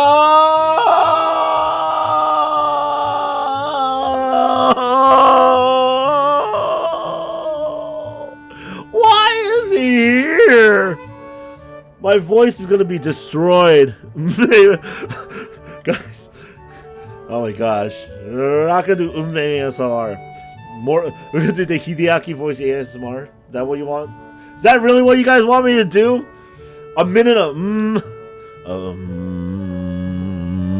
for a minute? The door to the student council room is open, and Hideaki and I walk in on Jigoro in the mid-rant. He sees us, but besides that, it's not something worth stopping rambling at. Shizune over. This is really shaking my faith in my previous assumption. When I was in the student council, our room was smaller, cooler too, like working out of a meat locker. Not like you small kids. What a waste, sitting here in your giant room doing nothing. God damn it, I hate this guy. Aren't there only 3 of you? That makes having so many desks only seem like an unnecessary display of mindless decadence. Appalling! You must use the desk needed, and not one more is part of my code. Maybe odd of me to think so, but hearing only one half of a conversation is pretty strange. Also, that's some code. Oh yeah. Jigoro is the voice killer. Hopefully I won't have that much more to do. I'll be okay, guys. I'll hydrate. He mostly hates you too, to be honest. Jigoro hates me, the player, because, you know, obviously I'm not him. I'm a part of the youth that is disgusting and does not take his life seriously. Now that I arrived, he changes the subject and starts talking about the reason he's here. Hideaki and I are going on a trip! What are you doing? Does everyone who uses sign language mumble while they do it? No, but I'm just an amateur. It helps me think. It's kind of like force of habit. Just an amateur, unbelievable, fine! Turns back to Shizune just in time to catch her shaking her head from side to side. Are you sure you won't be coming along? She reiterates her gesture. Fine! Can you tell her to call me if she needs anything? Yes. I really think sending an email would have been easier, though. I'm not going to read emails on my phone! She won't speak, she can call Hideaki! Suppose I have to be reached! You won't have to call me, or that other girl will have to call me! Actually, all three of you can just call Hideaki! With that, he swiftly turns and leaves, Hideaki trailing behind him. A long trip for something that took 5 minutes. Neither of them can express their feelings very well. She's in a case, I have to question whether she would if she could. Explains a lot, but she doesn't seem unhappy with the arrangement. Even so, I wonder if she might. No door closes behind them, leaving Shizune and me by ourselves. She lets out a deep breath that seems to echo in the silence of the room. It's totally ridiculous asking me to go on a trip. The timing couldn't be worse. It overlaps the student council elections for one. Second, I haven't even cheered up Misha. Consider that it's annoying to even have anything else to think about. Yeah, but you might be too focused on all that stuff right now. She's gonna adjust her glasses roughly. Completely 100% right. The minute I decided I was going to cheer up Misha, everything else went on the back burner, I suppose. I think your dad might actually care about you more than he lets on. We don't have to deal with him again? Oh my god, celebrations, no more Jigoro. I know. So then it could be a good idea? No. And then again, more firmly, as if for both of us. No. After coming this far, I can't take a break. A vacation would be jarring. It'd be like waking up in a different life. Yesterday was like my vacation, and so now we have to go all in. I'm sorry, but it's just how I am. I remember what Yuko said, that she found Shizune brave in a kind way. I think I understand what she meant. I have to agree. Even though it could also be called recklessness, and foolishness, and pointless stubbornness, I guess you'd call it bravery too. However, I can see that there's a fundamental flaw in Shizune's thinking that I hadn't noticed until now. I'm sure that Shizune has reflected longer and more arduously than I could about where she messed up to create such a bad situation between her and Misha. However, as typical for her, she wouldn't let it hold her back, and immediately set out to fix the problem. This completely ignores a large part of the problem, Misha herself. Moving from critical introspection to holding Misha up as part of a goal causes the person to get lost in the shuffle. Shizune has said a lot in the past few days, but nothing about how Misha feels. Shizune's way of thinking is abnormal. Few normal people would reject a friend, and they expect things to go back to the way they were so easily. Shizune does, because she sees life as, if I had to put it simply, capable of being segmented and compartmentalized. Misha, like anyone else, sees it as a whole experience, a long, continuous journey. One moment of heartache can follow you forever. For Shizune, an event is an event, and few of them cross over. Life is compartmentalized around triumphs, failures, and decisions, where each one stands as its own story. That's why the thought of a vacation is jarring to her. That's why she can only appreciate people's immediate emotions. It's exactly how someone obsessed with living in the moment will think, really. Likewise, Shizune can see Misha as a friend, but I doubt that she has ever thought of Misha as anything more until recently, or questioned anything about her. Misha as Misha would be enough for her, even if to Misha it must be unbelievably stifling. Shizune is just Shizune to herself. It's likely she doesn't even think about the after effects of her actions in the long term, as long as they stir up the other people's lives. To Misha, though, I'm sure it made her seem almost heroic, like Yuko admiring her bravery and even myself. And Shizune's thoughts on that sentiment are that it was good she could touch someone's life, but it ends there. It's easy to captivate, much harder to nurture. On to the next thing. Thinking of life in terms of almost completely isolated events has a tendency to isolate a person too. Though she's trying to remedy it now, the point remains. There's simply no way Shizune could have avoided hurting Misha. Her emotional investment in Shizune was something Shizune couldn't account for, so she didn't. Combined with her personality, it was inevitable. Inevitable! Okay, I said the word correctly. Both of them have pretty much told me all that in bits and pieces over the past couple of months. I've known them. In the middle of considering their differences, an idea begins to take shape in my mind. Are you working on your plan right now? This second? Your cheer up Misha plan. Of course. I was thinking about it the whole time I was being yelled at. Flicking her glass up the bridge of her nose, and with an oddly triumphant air, she taps her fingers against her temple. It's multitasking. Really? Isn't it more like you're able to concentrate on something like that because you can't hear? Well, whatever. I ask her what she thinks of mine. It turns out we've both arrived at a similar idea. Oh, well, we arrived at a good point to, Katawa Shoujo. Although it makes me feel kind of uneasy since we're talking about a human being, the first step is to corner Misha. Though the situation is a little too much like something out of a cop drama for me, comes to this because talking to her normally is proving to be near impossible. But we do have classes together, even the very first class of the day. Wait for you to sub again to unconscious you, Tom? Although it takes a while for the announcement to come, the second that I hear we're going to be working in groups today, Shizune and I try to make sure Misha is in ours. You know, I think Muto assigns a suspiciously large amount of group work, self-study, don't you think so? But it's easy, so it's okay, right? Yeah, there's other stuff that I've been thinking about lately that might not be okay, though. She nods after each sentence and brushes it all aside. I thought about it, and I don't do enough work when I work with you and Shi-chan, so I'm going to try harder today, so don't distract me, Hichan. I have to stay focused. That was an annoyingly transparent dodge. Shizune doesn't look too happy either, since Misha didn't bother to sign any of it, opting to twirl a pen in her hands instead. The shaky way she was doing it, I'm sure it was so she wouldn't sign anything inadvertently. The way Misha looks, distracted and uneasy, now it's because she wants to keep Shizune out of the loop for any malicious reason. Although it's still obviously a way of distancing Shizune from herself. Shizune wants to talk to you. Misha's like, no! Can't it wait until later, Hichan? No. Why not now? We're in the middle of class. Now she's spinning a pen in each hand. Beginning to think her signing has turned into kind of a nervous tick for her. This isn't a good replacement, although the sight of her dual wielding is pretty impressive. Misha's dual wielding! Dual wielding pens! Ah! That's why fidget spinners exist in America now. After class, then. After class, I don't waste a second bringing it back up.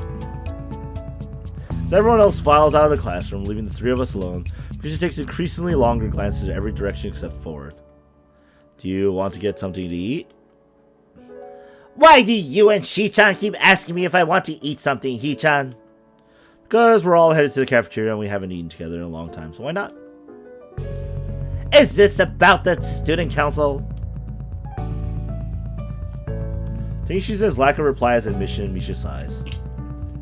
Shi-chan, is that all you ever think about? Before Shizune can reply, she leaves. I say I'm not left feeling very confident after what just happened. Neither of us were expecting it to go smoothly, but it would have been very nice. Reading my mind, Shizune curls a finger around her glass for a while before signing. I know what you're thinking, but no, it's not that I think we should give her some space now. Told you I wouldn't give up so easily.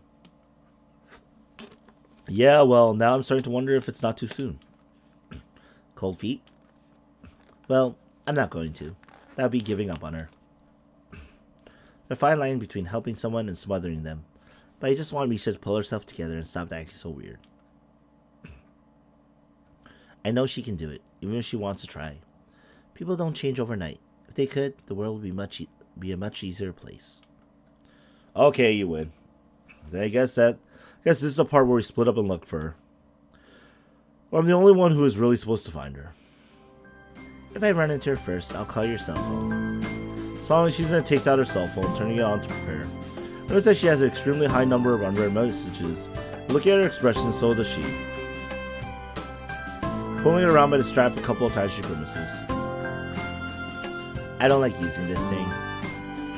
Why can't I just snap my fingers?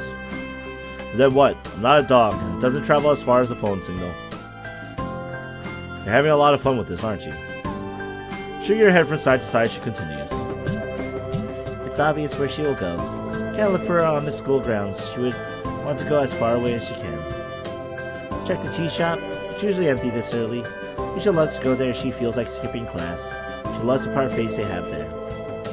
I really know a lot about her, but she would overthink it and turn it into something that would seem a lot more backhanded than it actually is. So I choose to just nod and leave instead until I feel her holding onto my sleeve. What? I say instinctively, forgetting that she can't hear me. Feels nice that I don't have to do it all by myself anymore. Because I can trust you. I'm really happy. Makes me happy to hear it. Can't think of a way to respond and end up only nodding again. Heading outside, I catch a glimpse of pink hair behind some other girl's head. As I head that way, I realize that this isn't the way you go if you want to leave school. So I wait to the student council room. I want to avoid Shizune. I wouldn't head there. It's strange that Misha would be going in that direction then. Maybe she wants to talk things over with Shizune. In which case I have to wonder if letting things play out naturally would be such a bad idea after all, especially if it seems to be going in a good direction. Suddenly Misha stops and spins around, catching me by surprise. Surprise, Hichan! Were you looking for me? I had a feeling. I was going to say, hey, I was just looking for you, but I suppose that's no good now. She hasn't even finished with her sentence before she blows past me, heading for the exit. I have to admit, that Misha is infuriatingly sharper than I expected. Also surprisingly fast. Well, it's more physical activity that I should be getting. I managed to catch up with her halfway to the gate. You're really being the rudest woman in the world right now. Can you just stop trying to run away for 1 second? I want to talk to you.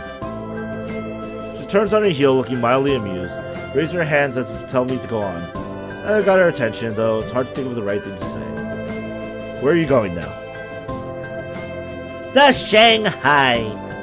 Can I go with you then? Waiting for her to answer feels like an eternity. It's almost as if I can hear my wristwatch ticking off the individual seconds. Okay then, Hichan. I get the sense that she only agreed because she doesn't want to argue anymore today. When we get there, a couple comes in after us, causing Misha to jump slightly at the noise. Seeing that it isn't Shizune, she relaxes again, smiling almost as usual to order a parfait from Yuko, sliding into the nearest booth. Yuko will be like, don't you guys have class or something? It's like, sorry. Ran off too fast. You could have at least waited to see what she was going to say. Shizune's angry reaction tells me it could be that she was afraid of what Shizune might say. Why are you both doing this, Hichan? Because Shizune still wants to be your friend. Guess that's for her. It's kind of like launching a nuclear missile from a submarine. You need 2 keys to do it. What else can she do, though? She's not automatically signing whatever she hears or says anymore. I'm sure that is the reason Shizune has been having so much trouble with her. She tries to just talk it over. You wouldn't listen. Misha's guilty expression tells me I've hit the mark. Do you really hate Shizune that much? No, Hichan, I told you that. She answered without even flinching, idly playing with the spoon.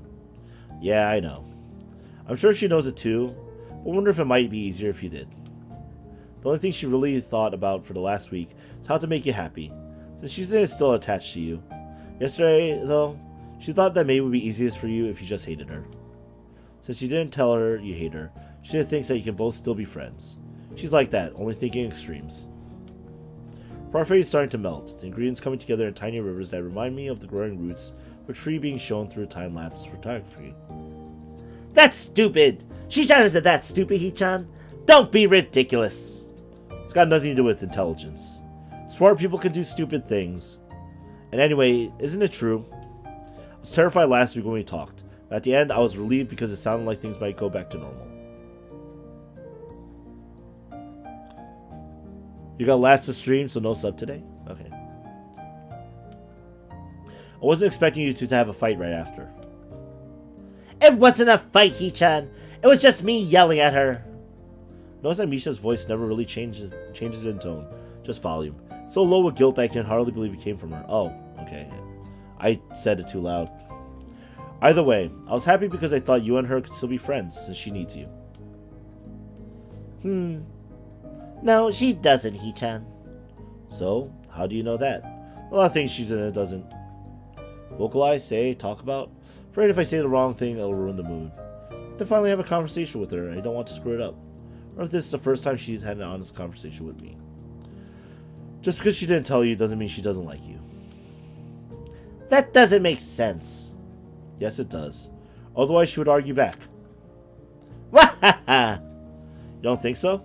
She picks fights with everyone, so why not you? Obviously because you're her friend and she values you. And Shizune is her too. She's just awful at showing her feelings. Usually does it the wrong way too, but she still likes you. Hee-chan, do you remember when I said I didn't want to hate Shi-chan or upset her? The truth is, I ended up doing both. Now it's like there's, an awkwardness between us. It's hard to explain. Both of you are so stubborn. We were talking about how you didn't want to drift apart from Shizune, but then you're going to let it happen. Shizune is just as bad. She wants to be your friend, but respects you too much to be as aggressive as she'd be with anyone else. I'm sure that Misha interprets Shizune giving her space as a lack of caring. I screwed up already, Hee-chan. It'll happen again. I'm sure. When I think about it that way, I don't know what I'm supposed to do. It feels like either way, I'll end up making things worse. Then it might be better if I didn't do anything at all, right? Don't be ridiculous. Why would you even think that way in the first place? Be more positive. It should be easy for you, I want to say, but that would be presumptuous. Hee-chan, I never knew you were so optimistic. I never expected it. You always act so gloomy when I try and surprise you. No, this is a recent thing, really. I just hate it when people give up easily now. Ha ha! Now, huh? Makes me mad when people give up. I used to think that giving up was kind of like running away. This is how people always describe it. Now that I think about it, it's usually more like throwing something away. When you run away from something, you can think of it as still being there. So, I was in the hospital. I didn't just want to run away from my problems. I want to never think about them again. She eats a spoonful of her great ice cream goo. She only just remembered it was there now, or could be she likes it that way. Anyway, my point is, you can't do that. People are too sentimental to just throw their memories out like that. It's impossible. Shizune can't think of life in terms of anything but winning and losing. Don't you think she wishes she didn't have to remember the parts where she loses? Can't pick and choose though. It's like wanting to live in a bubble. The worst part is your way of thinking is so wasteful. Makes you so pessimistic you're afraid of everything. Come on! Grab her hand as I wave Yuko over with the other to pay for our food. Where are we going now? Back to school before lunch is over, but I want to check out a few places before then. I start feeling tired even after doing what could be described as on the level of a brisk jog at best.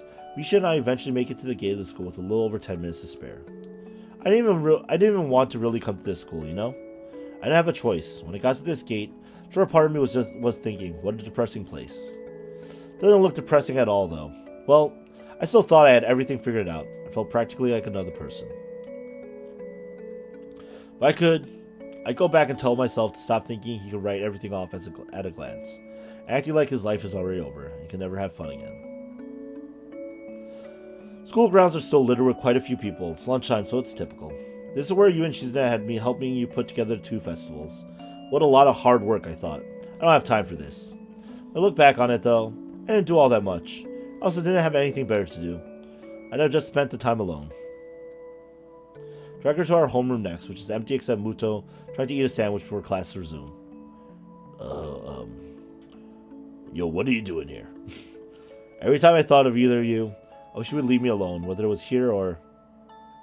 Leaving Muto to his lunch, we head for the nearby vending machine and grab a soda while I still have 5 minutes to drink it. Spend an entire lunch period with Misha longer than both Shizune and I have managed to find to talk to her in days. Following me to the cafeteria or trying to corner me after half my classes. I never realized we only talked like 4 times. It really was all in my head. I only barely realized it now. I remember that, Hee-chan, but I know where all of these places are too. Wait, let me finish my guided tour. So we're running out of time. By the way, do you want a soda? Making our way to the stairwell, I'm glad that I don't have to pull her by the hand anymore. You get dizzy on stairs, right? Yeah. Guess just here is good enough then. I lean against the wall as Misha sits down on the steps across from me. Do you ever miss the people you went to school with in elementary school or middle school? No. That was fast. She didn't even have time to think about it. I found myself cringing reflexively. I had more friends in my old school, but I don't talk to them anymore. It almost feels like that was another lifetime ago, which is sad, really. Sometimes I want to talk to them again, but I know I can't. I'm scared and embarrassed, things like that. They're too far away for me to go see them. Then I think about calling them, but I don't know most of their numbers. And I left on a sour note, so why would they want to see me again? Feels like I should just forget about it, but I still think about it anyway and regret that I didn't try hard to stay in touch somehow. And I start to think that maybe feeling like I should forget about it is wrong. Being an insult to all those people I had fun with, a waste of all the good times. Like I said before, even if there are some bad times too, it's alright if you can look back on them as happy memories. But I didn't even think about it then, so it was like I woke up one day and realized I had no friends. Just let myself lose all my friends, and it felt awful. I'd really hate it if you and Shizune ended up the same way. That's all. That's all. Makes me sad to think that you'll do the same thing, push away your friend. Especially because you're not far away from Shizune. I mean, you even live in the same dorm. Friend, Aren't you my friend too, Hee-chan?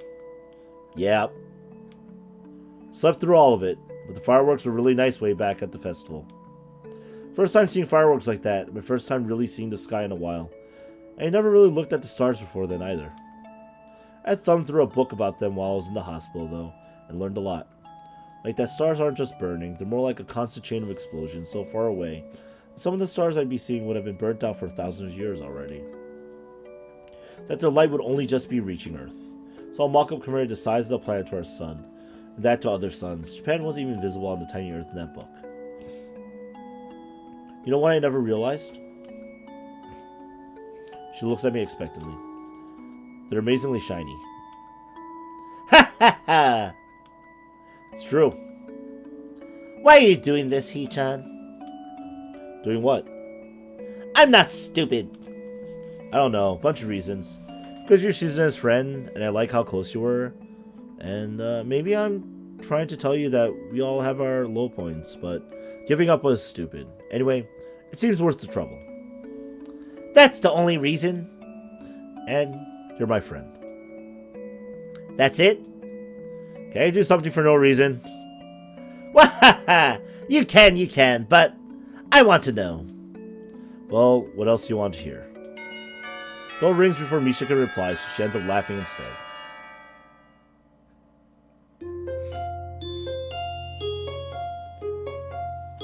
Come on, we had to be getting close, right? I can feel it. You can feel it. 2 scenes. I think it's 2 scenes, right? I see less of Misha in the following days, but I don't worry, because when I do see her, she looks a bit more like her old self each time. Once it's clear enough that I don't have to be afraid of it being my wishful thinking, coloring my perceptions, I start to relax again. Kind of close, yeah. I feel like it's like 2 scenes. 2 scenes. I think 2 beats. We'll be done. Probably like 15 minutes. Wake up very early feeling sick on Sunday. I went to sleep too early last night too. Something's also wrong with my curtains and they won't close completely. Because of that, I can't even attempt to go back to sleep. The sun hits me in the eyes every time. Sure, this is probably why I woke up so early this morning as well. Being this sick and tired is a perfect storm of frustration. I'm most glad when there's a knock at the door. You have a seat, so it should be.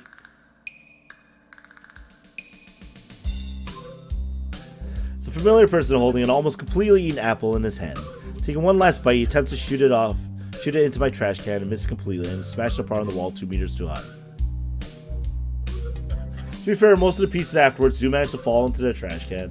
I'm pretty sure no one is so brazen that they would be aiming to do something like that on purpose. Perfect shot! Sup, roomie? Not your roomie. We don't live in the same room. It doesn't matter. It does. You should at least know the difference between living in the same building and living in the same room.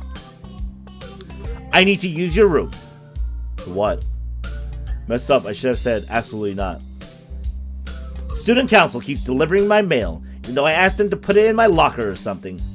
They keep putting it under my door, delivering my mail without me noticing it. So today I'm lying in wait to catch them in the act, like a detective or a safari hunter. I need to chill in your room for today and look through the little peephole, or I won't be able to catch them in the act, and maybe tomorrow too. It'll be awesome. We'll get pizza on both days. Or should we get pizza on just one day? Something else on the other. But what? And which day is pizza day?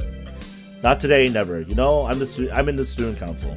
Why didn't you just ask me about this? If you had, I would have been able to find out very easily and wouldn't have to have Kenji in my room. It's a win-win. So I guess this way you might be able to get a pizza out of me. Start thinking that maybe that was Kenji's intention. But no, I doubt it. There's no way he could plan something that elaborate. Except he is! You know, when they deliver mail? Well, no. Just hand me my mail when I go to student council usually. The point is I could find out by asking them. I didn't know I could tell you. That's how people find things out, by asking. Not cavemen. Oh yeah, no response to that, right? Checkmate. Use your own people. What if they see me? They can't. That's how people's work. It's like a one-way glass. For real? Well, no way. They'll be expecting me to be in my room anyway. They'll sense my presence and know I'm there. They never expect me to actually be in the room across the hall. I'm going to go to the student council room and go get your mail for you right now. Then I guess I can't let you leave. That's dumb. What if I have to use the toilet? Your games won't work on me. Sit down at my desk and start doing my homework for the weekend. You know, you're going to have to leave eventually. Just can't stay here forever or keep me here forever. And this is my room to start with. Yeah, I don't think I can. What times the mails usually come? Now. Why are women so slow? Why do you care so much about the mail anyway? Are you expecting something? I'm always expecting something. Not today, though. Do you want them to send something? Do you even send mail? Nope. That's how they got you. I haven't used the mail since I was 8. Sent a letter to Lego asking them to make Dragon Ball Legos. They said they couldn't get the rights and gave me some coupons. Totally worth it. After that, I made sure to stay off the radar. Fair. You don't use mail, do you? I wrote to my parents last week. That's how they get you. Yes, I should have known. That's why they put that microchip in me the next day. So, the rumors were true. I'd like to know what rumor mill he got that from. I was kidding, it's a joke. Joke? Damn. You a joke on me. I guess this is how it feels to have jokes cracked on. I never thought it happened to me. This is a serious issue. Man, I think I'm not appreciating the depths of my dilemma. It's a work in many acts, complicated acts, many players. It's really hard, okay? After I'm done, I'm going to eat a whole fish to celebrate. Ah, shit. I want a pizza, though. Still want pizza. Can I get fish on pizza? Do they do that now? I'm going to be paying for it. You still haven't paid me back. I'm not hungry right now anyway. Not in the mood for pizza. That's just not possible, son. It's gotta be pizza anyway. I'm in the pizza stage of my life. Before I was in the ice cream stage. But my girlfriend kept eating all the strawberry out of my Neapolitan. It'll probably happen to you too. It's hard to tell if he's serious half the time. I can only see his expression when he's not nose deep in my door. I doubt that. Hey, you know that I do have a girlfriend, right? Not Iwanako either. The student council president, actually. Old news. What? Seriously? I have my sources. Anyway, then it dawned on me that I had gotten fat from all that ice cream. It was a rude awakening, like sleeping on a beach and getting hit by a wave that destroys your sandcastle. I started running, had to lose the pounds, but maybe I was really running away from myself. A sudden continuous knocking caused him to leap backwards far enough to hit the wall all the way behind him. Take the opportunity to walk over and open the door. Good morning. What's up? I hear if you salt the doorway, they can't enter uninvited. I'm not going to put salt in my doorway. But you're considering it. Good. Good morning. Are you here to deliver the mail? Nodding, Shizune waves a couple of envelopes between our faces, tempted from her freeing up her hands for a conversation. How did you know? How did you know? You were hiding it behind your back in a really obvious way. Hiding what? The mail. It's okay. I wasn't trying very hard to hide it in the first place. It's not like you. The type of person who go, anything worth trying is worth trying hard. Girls taking initiative, and what about me? I've been using that phrase for years. Where's my parade, dog? I spit literary gold, and you woman just steal it and wear it out like a 2-for-1 sundress. You're all like the Picard to my Kirk, or you can even be Janeway. Not at all. Are you making fun of me? Finally noticing Kenji, she gives him a wave. Hey Kenji, the student council president says hi. Hi! Introduce me. I have no idea what he was saying, but it looked confident. Oh, yes. No one is better at saying that kind of stuff confidently. I already did. I even introduced you by title. This is Kenji. He's the guy across the hall. His room is right behind you. Anyway, do you have his mail too? I'm only delivering your mail because it was there. I rarely access. It's all about location. Consider it as a perk of being in the student council. Doesn't sound very fair. She takes a lot of liberties for her position, at least her small ones. This is the first time I've really been able to see your room. It's a blatant lie. She'd have signed it much faster. Sure, Shizune remembers that it's not the first time. Why does he get to see your room and I can't? Is it a guy thing? It's not a secret club being a guy. It should be, with rings. Rings with big ass emblems and gold. Are you sure? Are you really sure? I always thought there was a secret brotherhood for men. Why is she ignoring me? Let me tell her about the guy club. Also, what's up with the hand signals? Is she trying to hex me or something? No, stay out of this. I'll have to translate anything you say to her. I'm not sure if I can even handle it. And she'll probably misunderstand it. And then you'll probably misunderstand the reply. I'll have to translate your rebuttal. Rebuttal? Why would I rebut? I like my butt. What is he saying?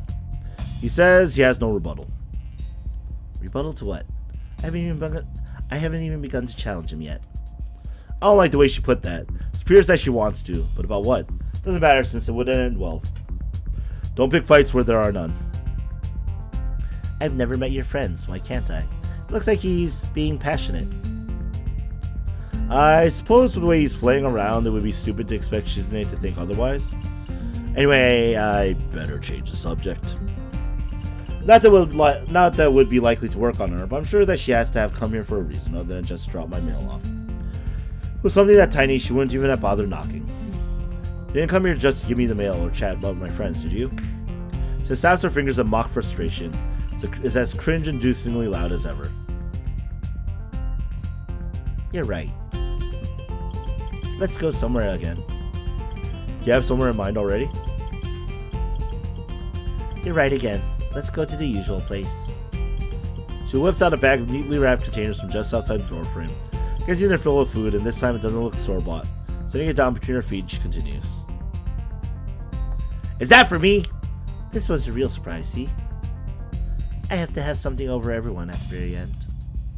I agree. The way people normally do when someone makes a statement in front of them, that tells more than they meant to tell. Well, fine. If you're both going to ignore me, I'm out of here. So cruel. You'll regret this. Not long afterwards, we find ourselves on the school rooftop. And the picture is slowly zooming in on me. Ah! The walls are closing in! Anyway, is it normally deserted at this time, on a nice day like this, on the weekend? No, of course not. The only thing that's because of Shizune. Not that clearing out the roof would require anything more than posting a sign on the door. The empty plastic containers Shizune had packed our meal in line next to me. Another quiet meal, since holding chopsticks prevents us from saying much to each other. While it's not blowing hard enough to be a problem, the wind is a little strong today. It blows the plastic bag loose from under the empty containers, swoops around for a bit before rolling over my legs and getting caught on the tip of Shizune's shoe. Immediately she grabs it and starts signing, not looking happy that I'm laughing at her, even though she's trying not to let out a laugh herself. Back in the way, however, she has to eventually sit on it to continue. Very funny. How was it? The food tasted familiar. That means it was bad. No, I remember eating this exact meal before, when you made it. Not exactly the same, the fried shrimp was new. It's the only thing I know how to make. I should have improved. How many times have you made it before? This is the second time. Making this particular meal? Cooking. Next time it's your turn to try. The way she keeps tugging on the corner of the bag is bothering me. I don't know why she's doing it. Is it really bugging you that much? I want to pack them up properly. It's okay, I'll get them. In picking them up, I realized she must have brought a lot of food to be able to fill all these containers. I didn't even eat that much. She said must have some metabolism in order to pack all that away. Though I've only been up for a second, it's all enough to stupidly trip over my own feet. Barely managing to break my fall, I end up landing on my elbows and knees, right next to Shizune's lap. To pull myself back up, a hand gingerly held on my chest. All I can think about is how my knees hurt and how this fall could have killed me. I feel nauseous. Shizune gives a helpful push down on my shoulder to help me upright. I notice her eyeing me oddly. Fortunately, even a light shove is enough to take me by surprise. Are you okay? I nod. We don't return to sitting beside each other. Naturally, being alone with Shizune is going to involve a lot of silence. I only start to notice it now. A typical sign of awkwardness. Again, she's the one to break the ice. I was expecting you to try something dirty. And now the mood is back to awkward. How's Misha? Misha seems happier now. Back to her old self. I thought this would be a good way to celebrate and to thank you for helping her. Her hand stumbles for a bit on the last word. You think too much like a businesswoman. I can't help it. It's how I've been taught to do things. It makes me happy that you're asking about Misha. It'd be more accurate to say back to her real self. She'll only be back to her old self to you. She would only be back to her old self to you. The Misha you know is completely different from the one I think of. When I think of the first time we met. Even though I think she looks better, cheerful and smiling, that isn't how she typically is. I wonder if it's true for you too. I don't answer. Well, if Misha is happy, then it doesn't matter. It worked out in the end, your plan worked. You knew her just as well as you said. You knew everything she would say. If your idea was just that I'd speak for you, though, doesn't that just make me your puppet? I didn't do anything then. Not true. It was your idea first. I was wrong. I've always seen things as very flawed. Not that I've thought about it myself, I'm sure you know. Sometimes I treat everything like a competition between myself and everyone else, even when it doesn't make sense. Sometimes. I know very well how easy it is to ignore someone if they can only communicate with you through sign. Should have asked for help. I was so sure I could do it on my own. It was actually a brave thing you did, even if you won't take credit for it. Aside from that, you've really become kind of an admiral lately. Strange having her compliment me while her facial expression hasn't changed in the slightest. But people don't change so easily, according to you, am I right? She winks, clearly enjoying herself very much. Does Misha tell you everything? Almost everything. Guess you're going to tell me that I'm wrong about that, aren't you? Yes and no. I'm the one who told Misha that before anyone else, but she took it too far and changed the meaning. It's not easy, but she acts like that makes it impossible. It's possible if you go by little. I'm considering trying to be less competitive. Thought you enjoyed that, though. Maybe just a little. That way I specifically used less. She leans against the fence. I have things I want to say to her, but it doesn't seem like the right time for it somehow. It's a feeling I have. I can tell she isn't done just yet. A lot of people think I try too hard. Well, I've always thought I tried to try just enough. The sound the fence makes as she pushes against it, the delicate clink of her sleeve buttons scraping against the links, are oddly soothing. So is the breeze gently picking up behind me. I can hear people below us. Shizune's eyes dart below us as well. I wonder if she still thinks about what she might be missing out on. The tension-grabbing way she tends to snap her fingers proves she has an understanding of how other people perceive sound. It must be odd being able to understand that much but unable to experience it yourself. She starts walking slowly away from the perimeter of the roof, so scraping her buttons against the fence. It isn't rhythmic at all, but not for a lack of trying. I sort of zone out in thought while she does, and really snapped out of it when she circles around completely and taps me on the shoulder. Do you remember what we were talking about? When? Now? Of course, just happened. It's been almost 10 minutes. When I first saw you, you seemed like you were very attached to the idea of feeling sorry for yourself. That stings, even if it's true. Sorry. Made me want to cheer you up at first sight. I was scared it would be for nothing, though. I couldn't help thinking it would be hard to change your mind. But you did it. I thought that was very surprising, and also that you might be kind of easily influenced. Still, I was surprised. Made me reconsider a lot of things, like that maybe everything was worth it in the end. Everything? That's why I like you. I see. It's nice to finally know.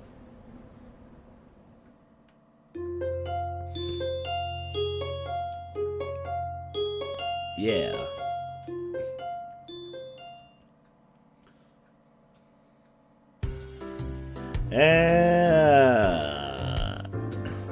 This is probably like close to the last scene, right?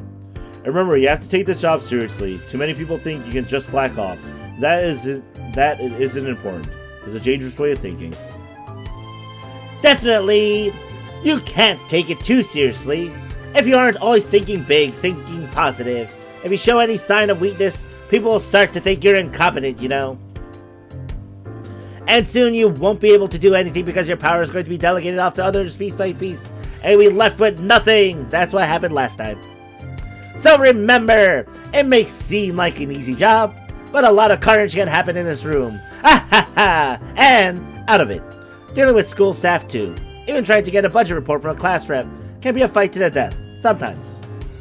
Yeah, it's kill or be killed. There are no friends in the pits and you take no prisoners. Are you sure about this? Is this right? You don't seem excited enough. I have to make sure it's getting through properly, once more with feeling.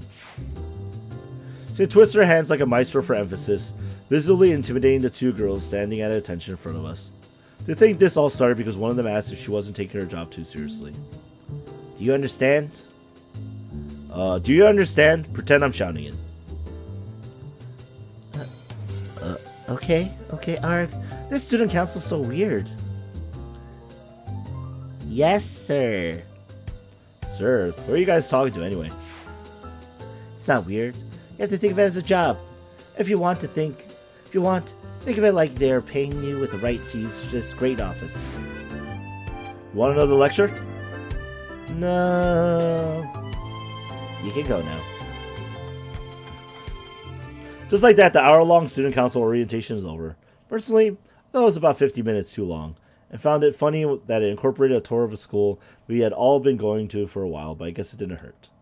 I expect Shizune to fall back into her chair since she has been on edge all day, but she doesn't. She continues pacing the room restlessly. They still have a long way to go. Right now, they're a joke. What?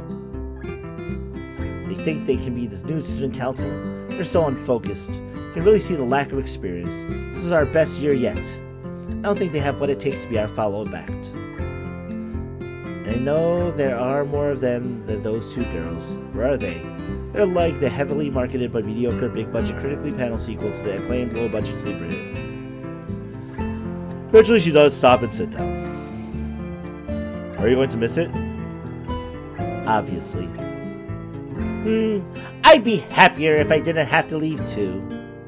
I like being in the student council, even if it can be tiring too. Yeah, it's definitely tiring. Only because Shi-chan is always trying to do more than she has to. You're forgetting that if I did the bare minimum, we wouldn't do anything all year except hand out flyers, collect surveys, plan the next student council election so the next student council can sit around for another year of doing nothing. Asking me to let that happen? Don't be ridiculous. In a student council like that, there wouldn't even be any power to play around with. I'm just happy that even though I clearly need to ride them harder, those two aren't bad. Not there yet, but the new student council should be in good hands. How can you tell? After the festival, they asked me if we could also organize a Halloween event, like a haunted house or something along those lines, and a bunch of other ideas as well. Of course, my response was no, and we should tell them to do it themselves if they wanted to so badly. They were angry for some reason. Ah ha ha! Of course they'd be angry if you said that. Misha delivering the message wouldn't help. I was angry too. All of a sudden, they want so much. They wanted a haunted house or a traditional style cafe, or a trip to the beach or whatever other cliche thing. Why didn't they just try to organize it before? It was like they were taking advantage of me. I worked hard to organize those festivals. In return, they came to me with, "That was nice, but can you do this now? How about doing this? That's what I really want." Shi-chan was wrong, though. Right. They want to join the student council so they can make it happen. I made them feel jealous and riled them up. That can be a kind of motivation, too. The desire to do something great spreads, even if it's to show me up. They decide to take me up on the challenge nonetheless. I'm impressed. Well, for now. I have to see how it plays out a little longer to know for sure. She snaps her fingers suddenly, which sends Misha almost bolting out of her seat. Interesting. Guess it is impossible to get used to. That's right. We were going to have a party to celebrate passing the reins to the new student council, weren't we? Why not have that now? Or at least plan it now and have it tomorrow. But they're not even in charge yet. In fact, that's the first thing you told them. You're not in charge yet. Seems premature. Misha, what do you think?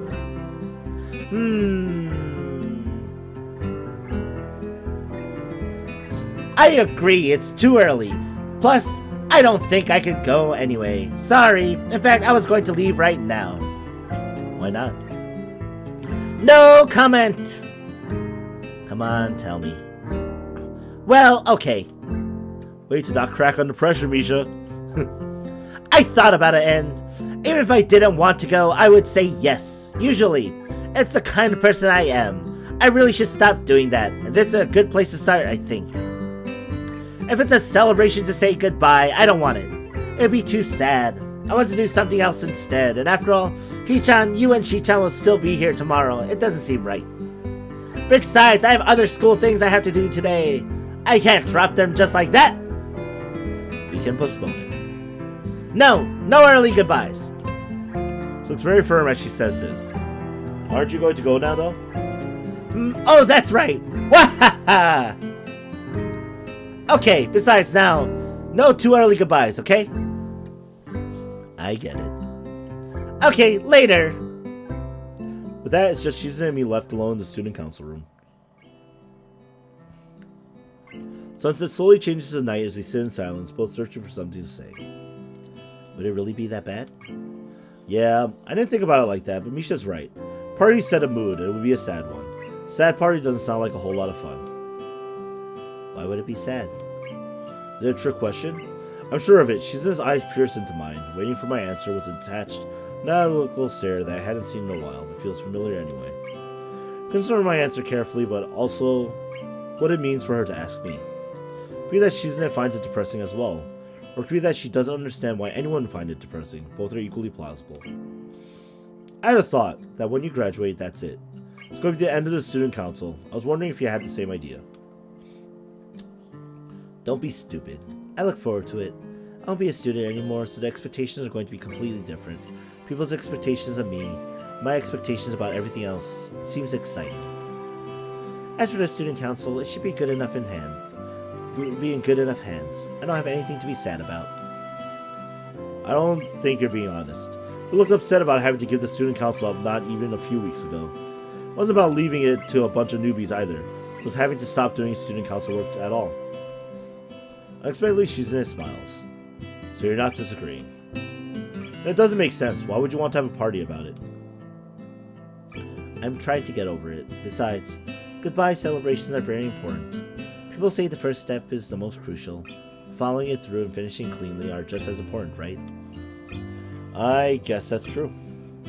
Anyway, I don't consider it goodbye, but still an event. You still have to go through the proper emotions. Aren't you going to go? Aren't I going to what? Kiss me, of course. Is that the proper motions?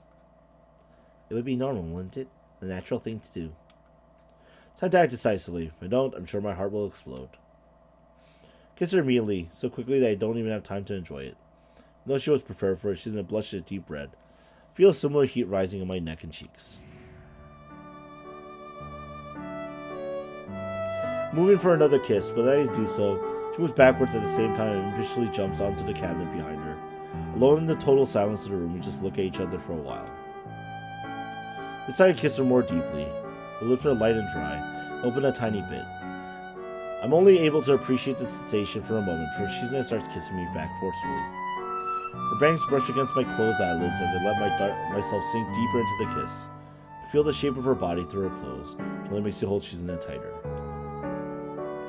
It takes some effort for the both of us to draw back from each other, both blushing, both from the kiss and thoughts of what's to come, and far from the only one breathing a little heavier. Shizune begins to take off my tie, so I'm doing her blouse. It takes a while to figure it out. I never really thought about how her school blouses work before. Shizune's blouse is a little tight on her. Her arms get stuck for a moment because of it. I find myself peeling it off of her, though the way she's trying to wriggle out of it at the same time, it isn't easy. The sight is a little comical. And now we have underwear. When Shizune's arms are free, she slides out of her shirt. Her skirt falling around her knees with it after she unhitches it and works it off her legs. The only thing covering her now is her bra and panties. Her figure is curvaceous and taut, and the healthy color of her skin contrasts with the black of her underwear. It's a wonderful sight, especially against the background of the moonlight through the window. She looks at my chest and works the buttons on my shirt one by one. The process is greatly slowed by the hands moving up and down her thighs. It's a little amusing to play with her like this. Eventually, finally, my shirt falls to the ground. She surprises me by quickly pulling me in for a deep kiss without warning. I quickly return the gesture. Why are you bolder today than on the roof? Or in your room? Try to think of a good answer, but it isn't easy. How would I be able to respond to that even if I could? There's no way to, unless I were to say that bureaucracy really puts me in a mood. My shirt having disposed of, Shizune moves on to my belt, and I decide to help her undo it instead of answering her question. I don't think it would do much good at this point. It's not hard to get off, and falls to the ground with a metallic clunk. Moving for another kiss, and begin to slide my hand up her side. She suddenly lurches forward, making me stumble backwards. The stiff edge of the table behind me was the furthest thing from my mind, so I feel it stabbing into my lower back. I didn't even notice it was there. It makes me grab Shizune a little tighter as we fall back onto the surface of the table. And then this thing's like kabocha squash, bro. Kabocha squash. What about it? You want some squash? Squash is good. Squash is good, you know? Good squash. Exhausted, I lean back against the desk and try to regain my breathing before putting my clothes back on. Notice a dull, hot throbbing in my chest as I button my shirt back up. Puts a bad aftertaste on everything that just happened. It was a lucky break that Misha couldn't be here, wasn't it? You're in an unusually joking mood today. I wonder what she had to do. She traces the air lazily with her finger and points to the door. Go see for yourself. Why don't you just tell me? It's more interesting if you see for yourself. Seeing is believing. Sure, clever. Maybe I will. What about you? Are you going to stay here all day? It's getting late. Feels like my last day at the student council president, so maybe I'll sleep here tonight. Could be the last chance I have to sleep at my desk, like after a long day trying to meet a deadline. That's weird. I'll sleep in my bed. Sleeping sitting up is a skill, very useful one. Right. For a moment after I leave the room, I actually do consider seeing what Misha is up to, just because she's made it sound so secretive. As if she were building a time machine or something, but in the end I decide not to. The night air is pleasant at this time of year.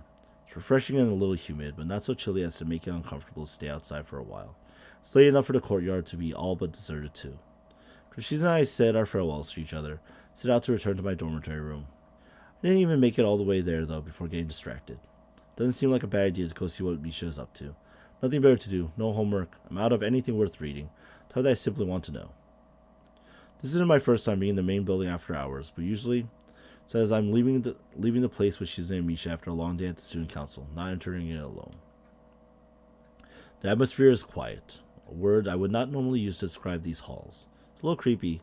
Light starts flickering up ahead. Seems like a horror movie, no one waiting to happen.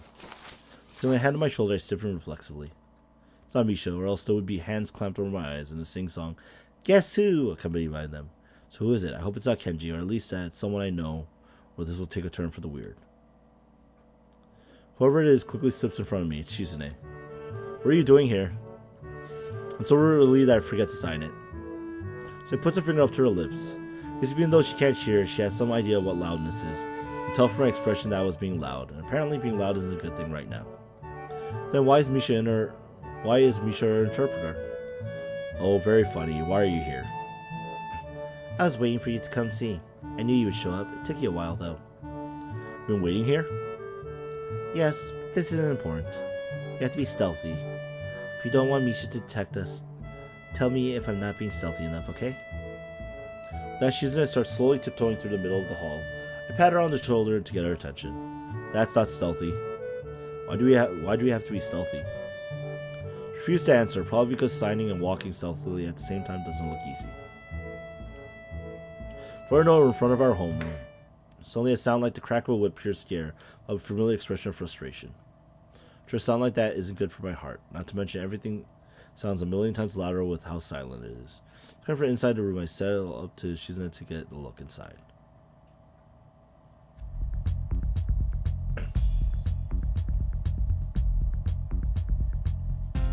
Can you stop throwing your pencil, please? How do you even throw a pencil that loudly? It looks very flustered. With an understatement, I sympathize with Muto. I was able to hear Misha's pen break the sound barrier, even though a wall and a thick classroom door probably blew out his eardrums and left an imprint on the wall. I'm not throwing it! When I get nervous, I like to spin it around, but Then I forget I'm holding on to an end. It doesn't matter either way. There shouldn't be pencils flying around. I get enough of that during regular school hours. I don't need it after hours. Right. Sorry. Whatever. Just stop throwing, or releasing, or dropping things, please. Teachers have work to do. No, she's not watching the same scene I am. Just yelling at the top of his lungs and Misha's being Misha. Hear them reasonably well through the door, but Shizune obviously can't hear anything at all. So I wonder what watching this is like for her. She must know since she understands well enough to want me to see it too. But I have to wonder if she ever feels like she's missing out on something. It'll work that much harder to understand what she's observing. It looks like she's taking supplementary lessons, is she? Yeah. Answer despite knowing the question is completely rhetorical. Misha told me she really wants to be a sign language teacher in the future. If she can get a recommendation, she can study overseas for it. That's why she's working so hard. Grades were always kind of on the low side. Now I feel guilty. I haven't thought about what I'm going to do yet. Neither have I. Cheerful way she signs it is very unlike her and is very obviously false. Let's get out of here. We won't want to be seen. It'll be a problem if we're caught standing out here like idiots. Where? The student council room? Shaking her head, she slipped into the classroom across the hall instead. Great hiding place. You're unusually sarcastic lately. With the door closed, it's a good one. Anyway, wasn't it interesting? Yes, but I'm not really surprised. Close the door behind us, prompting Shizune to laugh soundlessly. She slides into a chair. For a second, it depressed me. I want to hear a real laugh. I was. I've been looking down on Misha. I didn't think she had a goal at all. Turns out that I was wrong. I made a careless assumption. I thought Misha was as aimless as I was. I was stupid. I lost. So I paused to crack her knuckles and fold her hands over each other. Leans forward in her chair. In the abnormal quiet of the building, I can hear Muto yelling at Misha again, even across the hallway and through 2 doors. Shida's eyes are locked on mine, unblinking behind the gleaming lenses of her glasses, observing my reaction to her words. This is a test. Opinion of people is rarely formed from how they respond to questions, how they respond to statements that count. In hindsight, it makes sense. Shida's inability to speak, as well as her personality in general, means that anything she says is a big commitment on her part. Everything. For that reason, I sometimes doubt she says anything without a hidden agenda behind it. That sounds remarkably paranoid. Even Kenji would think so. Unfortunately, I'm so caught up in thinking about it, I forget to give her an answer. Takes that as there not being one. There was an invisible time limit to this test, shorter than usual. Just as I thought. What do you mean? You don't agree? Not really. It's not that. I don't get it. I want to force my will on people. How refreshingly honest. Don't give me a weird look like that. It's not like that was always my intention.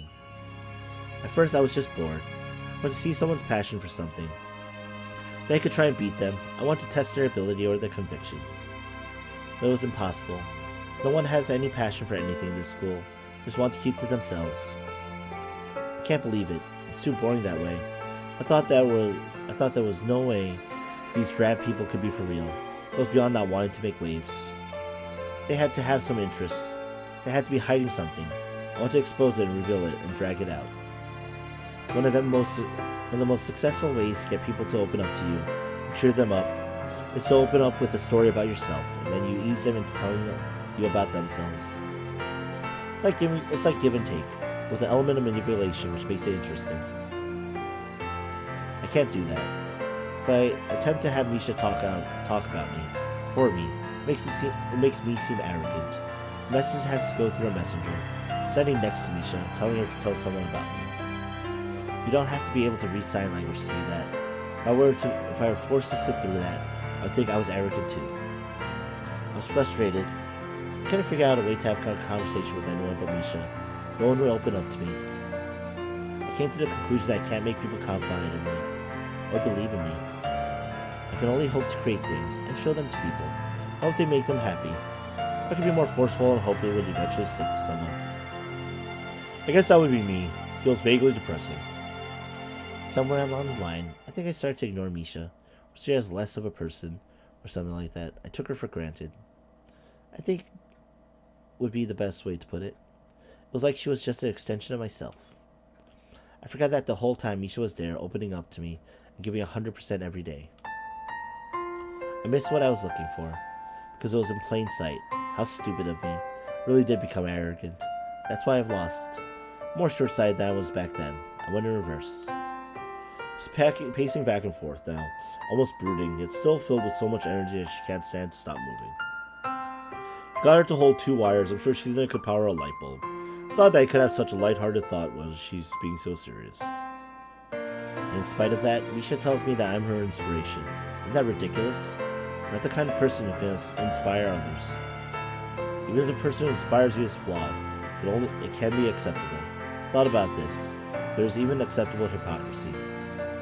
For instance, if your hero was an athlete but unsportsmanlike, you could still be respected for their athletic abilities, even if they had shortcomings as a person.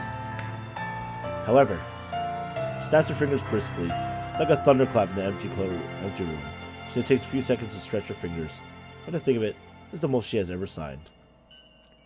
Someone like me has no goals. It'd be totally unacceptable. The worst kind of hypocrisy. And hypocrites don't deserve responsibility over anything. They can't even manage themselves. How incredibly pessimistic. It makes me angry to think about it. I would hate myself just a few months ago. This must be how I look to others. Funny enough, it was Shizune and Misha who convinced me to stop. Without them, I sure things would be much different, and not for the better. Lately, I feel as though we pass around our miseries as much as we're supposed to by each other. I think it just comes with the territory of having friends and being close to someone. You're the leader anyway. That's only because no one else wants to be. But that means you still are. Since people are putting their trust in you anyway, in fact, doesn't that make it more important? Either way, you are the leader. You are the inspirational figure, or whatever you want to call it. You're responsible for what you take. I read that in a book somewhere. That's clever. So it only seems to show what she's feeling on her face when she wants to. I don't think she's being sarcastic. I don't want to tame anyone, though. Being the leader and being looked up to then, same thing. I never wanted to be the leader, it just ended up that way. I don't believe that. All you do is try to grab more and more responsibility. Wait. I wasn't going to tell you that I don't enjoy it. I don't care about being the leader, but I don't mind. I don't care about being the best, but I don't mind. You're right, though. About me wanting responsibility. Of course I want more responsibility. More responsibility makes me feel alive. That's why I joined the student council. There's no pressure, I just can't stand it. Even so, now I'm the leader. I always thought being the leader meant you gave orders, but it really is more. It's about having a goal. If I don't have a goal, then it's pointless. People would only be following me for my own enjoyment. It would be selfish. It's a strangely moral viewpoint for a person who seems to love one-upping others so much. Resting her chin on her tempted fingers, Shizune looks disarmingly childish as she thinks hard about her problems. The expression on her face is a little comical, because it's too obvious and therefore very unlike her. It comes with the job. I think if you have to be a leader, you wouldn't be satisfied with anything else. You'd get bored. Shizune doesn't reply, but from her annoyed expression, I think I've guessed correctly. I've been thinking that I need a little direction too. Were you told that it's important to contribute to society? An unusual response. So out of nowhere that I don't know how to respond, and it also bothers me, though I don't know why. Possibly because it doesn't seem like something that would come from her. So I started to think that it isn't Shizune's thoughts at all. Wonder who told her that. It was probably her dad. There's a chance that she came up with it on her own, so would it be because she can't cheer? Why do you say that? Just because. I don't believe it. I guess that's right, though. I see. I don't know if it's the same for me. I hate it. I think everyone wants a purpose. Looking back, it makes sense that Shizune doesn't have one. All that energy would otherwise have been directed at something. So she had nothing to channel it towards. Shizune lashed out in all directions. Reminds me of a downed power line flailing in a storm. Furious and incandescent, but aimless and dangerous, just like Shizune. I want to say that this is why she feels the need to turn everything into a competition, but that's probably just how she is. Having a goal to put that energy towards is just the next level. How about it? I can go into business. My family is well connected, so it shouldn't be too hard. It comes off as sounding a little unethical and nepotistic, doesn't it? A little. I won't coast though. I'll work hard until I'm at the very apex. I have as much money as possible, so much that it'll be like I won't know what to do with it. We'll move on to the next step after sitting on it for a while, of course, like a fairy tale dragon. You want to be A philanthropist. Tisk tisk. What were you thinking? Did I want to be a miser? Well, it's true. It's part of the plan. Don't sell me short and stop there, though. Sailor still looks uneasy. Of course, even if she did seem to resolve her problem quickly, no one can get over their anxieties that fast. No one can solve their problems that easily. The important thing is, it looks as though she has her heart set on trying. It's still hard to tell whether that drive of hers comes from a good or a bad place. But she has something to hold on to now. I can genuinely believe that she does it. I'm happy for her, and at the same time, I feel a little cold. I'm the one who's behind. Now I'm the only one without a goal.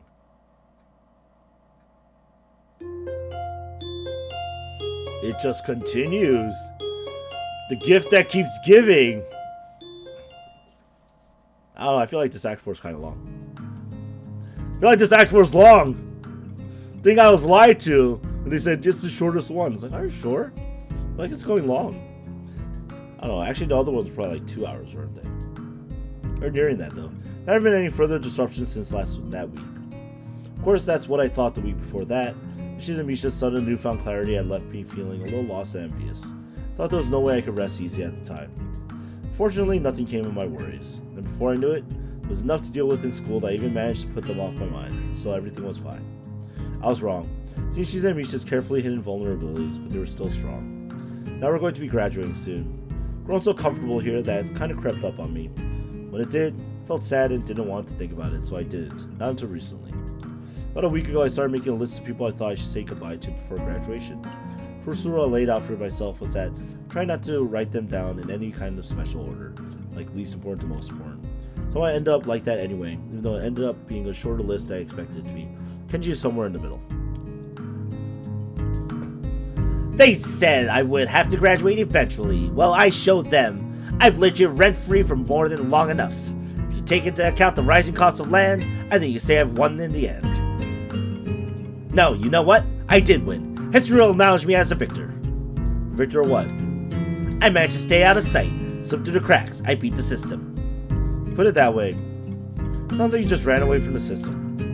Sometimes, running is the greatest form of victory, like in the Olympics. I'm too tired to argue with him. Who's he kidding? Everyone knows the shot put in is the best Olympic event in any case. No, curling is! Wrong, Hisao! I guess Kenji by extension. So what you're basically saying is you won't miss it? Miss what? School, dummy. No, I told you. This place is too filled with feminists. It's beyond saving. But at least I'll be able to get out before it reaches critical mass. I'll only come back years later, when they build a statue to honor me. Do they do the 10-year later reunion thing here? How would I know? Probably. Anyway, I have to start packing now. Take care of yourself, man. You should have packed a week ago like I did. Not that much to pack. That's not how it goes. You're supposed to do everything at the last minute. Men are better at doing everything at the last minute. The last minute can have more productivity than like the entire week before it. It's how we keep shit of hair. Pfft, you'll never understand our manly ways. Take care of yourself too. The salute, he shoots backwards to the door, slamming it shut behind him, hard enough that the entire door probably heard it. Notice that a lot of people slam doors here. Maybe it's a local thing. Take care of myself. It's the first time I heard him say it. Usually ends our conversation with something like, see ya. I'll pay you back later, man. Well, it's a little annoying sometimes, but I'll miss him. Cross him off my list mentally. This is very short now, and once again discard the notion of going through it in any kind of order. Like I said, I never had that intention. So I got out to look for Shizune and Misha, and only think of one place they could be, the student council room, of course. In the corner, I almost bumped into a small group of students. It's like a bitter feeling flashes through me, since I for all I know that could have been fatal. It's a new student council. There aren't a lot of them, a lot more than 3, which is good, since I mean there's enough of them that they can each have their own title.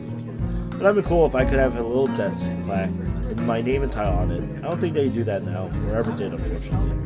This student council surrounds me while I'm thinking. Anyone who were looking at this from afar would be a pretty sinister sight. Maybe they have come to finally get back on me for calling them the new student council all this time. Just translating for Shizune, but I guess I should have been less lazy and more tactful. I regret nothing. I find myself being thanked for everything I've done. Being thanked. This should make me happy, considering how often I would think to myself that being in the student council was a completely thankless job. It does make me happy, but I can't fully enjoy it. Wonder how things would have turned out if our student council had grown as large as the one that's set to replace us. Even though they've only got 2 or 3 other members, it's enough that they have set roles. Not like us, where Shizune seemed to be the president, but that was it. New council thanking me gives me a strange feeling. It's like coming back home and seeing that a tree you nurtured years before has grown. I feel that I didn't nurture that tree enough. I wonder what more I could have done. It like makes Shizune furious that I would feel distant from what I did in the student council this way. That'd imply I didn't do enough, but it's true. I was only following her. So in a way, I also feel like I'm viewing that same tree from far away. So I'm seeing it from a window of a train as it passes by. I indulge in these thoughts far too long. When I snap out of it, I realize I'm still standing there surrounded by the new student council. Do the one thing I can do and apologize for zoning out. I thank them back. We walk away and enter the student council room, which looks a lot messier but seems to have gained a computer. Makes sense. I recall hearing one of those clipboard girls talking about her plans to use a computer to make all the boring data entries it does more tolerable. Can't remember which one said it though. Always seems to be the most ambitious one. Again, Keiko appears more serious. Well, it doesn't matter now.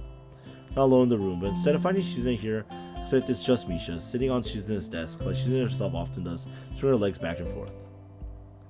Her eyes meet, she hops off and explicitly poses like a superhero. Hi, Hee-chan! I'm surprised to see you here. It just keeps going! What are you doing? You first. I was looking for Shizune. Me too. I thought she'd be here, but I got Hee-chan instead. Gee, thanks. Wahaha! Well, this is good. Really. I wanted to talk to you anyway. About what? Take the time to glance around the room a little more. See a hot plate. They're really living high. I want to say sorry, of course, for all the trouble I made for you and Shi-chan. Don't call it trouble. Right. Don't apologize to Shizune. Right. But that isn't why I'm here, Hee-chan. I want to apologize to Shi-chan. Since you're here, I want to ask you a question. Hee-chan, what do you think it would take for Shi-chan to be happy? World domination, obviously. Wahaha! Even though you're joking, Hee-chan. No, even if she could, it wouldn't make Shi-chan happy. Only for a little while. Hee-chan, have you ever heard of an artist who tears up their paintings as soon as they're finished them? Such people really exist in the world, you know. I remembered it all of a sudden. It's just like Shi-chan, now that I think about it. Whenever Shi-chan sets up a challenge for herself and completes it, she acts like her skills have no meaning anymore. I wonder, is it because she can't create anything permanent? It's just like those artists and how they want to create a piece of art to leave behind, a really great one, but can't do it. It's really obvious when I look back at it, but I didn't see it before. Now I'm scared. I wonder if Shi-chan will ever be happy. No, I don't think so. Not about her ever being happy. I think you're wrong. She is actually happy more often than I thought. I think it's actually kind of amazing. Usually people don't think about that kind of stuff until they're middle-aged or dying. Then they think, I want to leave something behind, or I want to be remembered. Like me. I'm Hisao. I'm a loser. Wait, what? Only I skipped ahead a little. My life was short, and seemed even shorter after my heart attack. I didn't think about what I was leaving behind, because I very quickly thought there was almost nothing I was leaving behind. So all that was left for me was to stew in my own bitterness. Shizune already wants to leave her mark somewhere, but she wants to do it by helping people. That's why celebrations are so important to her. She even wants to be a philanthropist. I think it's the best way to live, living on by what you give to others.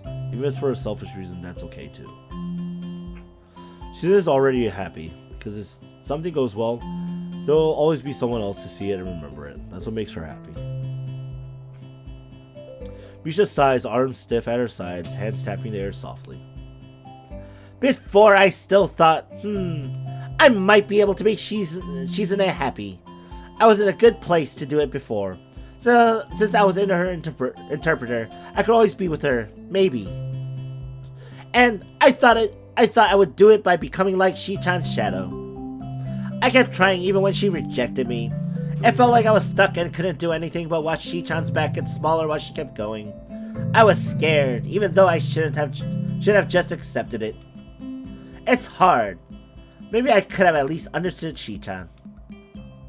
But it looks like I was completely wrong after all. I didn't even know that, or think about it. Shi-chan would call it a complete loss. Okay, I'm done. That's it, Hee-chan. But since you're the one who knows Shi-chan best of all, you can't make her cry, or I'll be angry. I'm going to go overseas after this. I even have letters of recommendation, or I don't think I would be able to normally. Maybe I'll study becoming a sign language teacher over there. Who knows? That means you have to look after Shi-chan, okay? Misha smiles and is as honest as ever. But she's obviously changed. The look in her eyes is that of a much more attentive girl. Seems to be true that hardship builds wisdom. Reminds me of the look in Shizune's eyes. Whereas Shizune might have would have been through to have become who she is. I can take a guess. Maybe she was always like that. I want to see her even more. I suggested to Misha that we should look for her together. Of course, it's just a pretext to spend more time with a friend. Strange how it hasn't been long since we last hung out together, the three of us, in the span of a routine student council day. It seems like it was long ago. Think about the future can put that kind of lens over the past. Speaking of lenses, outside Yuko is standing around fiddling with a tiny modern-looking camera in her hands. It would be unnoticeable if it weren't metallic enough to reflect the sunlight. She calls out to her, I thought we were supposed to be looking for Shizune. Hi! What are you doing? I'm just taking photos of everyone. That's obvious. Awkward, Misha? I'll never forget how you taught me that someone can hold so many secrets and still have a massive lack of tact. Where's my photo? You want a copy? I don't know. Well, only if you promise to keep it a secret, or else everyone will want one too. That happened to me in elementary school, only it was with candy. Okay, I'll take a photo of you now then. Oh wait, I'm not ready, I was just kidding. Hey Chan, make a peace sign! I'm not going to do that! Her flash goes off, blinding me. Yuko shields herself behind it, letting out a moan of frustration. She'll turn the flash on outdoors. Starts apologizing unnecessarily and then quietly slips away. Oh wait! Yes? Did you see Shi-chan around here? Yes, in front of the gate. Thanks. Barely get out before I have to start following behind Misha.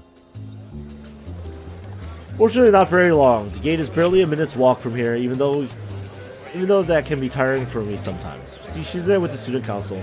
Probably thank her too. As soon as she sees us, she shoos them away, which is very easy. I doubt any of them can understand sign language or use it. They're not too sad about leaving. Which in turn makes me wonder why they would thank her without someone who can, but it's the thought that counts. We should immediately hug Shizune and then leans against the gate next to her. I, on the other hand, decide to hang back a little and let them talk. After all, Misha wanted to talk to Shizune this whole time. I can wait. I return away so I don't eavesdrop on the conversation. I know losing track of time. Look at my watch, it's already been 10 minutes. I wonder if they're done and turn around and find them behind me. What are you thinking about? Boring, philosophical things I don't want to talk about. Don't worry, I'm not thinking about it too hard. Good. Getting philosophical at a time like this would be the worst thing you could do. Yeah, I just want to stand here for a bit. It's relaxing. Wahaha! It was a busy week. Not really. Not for me. I know that they must have been busy, but I think I know what I want to do now. And when it hit me, I didn't feel particularly fired up or anxious. It is the opposite. I feel at peace for the first time in a long time. I want to savor that feeling a little bit more. I think that I want to teach here.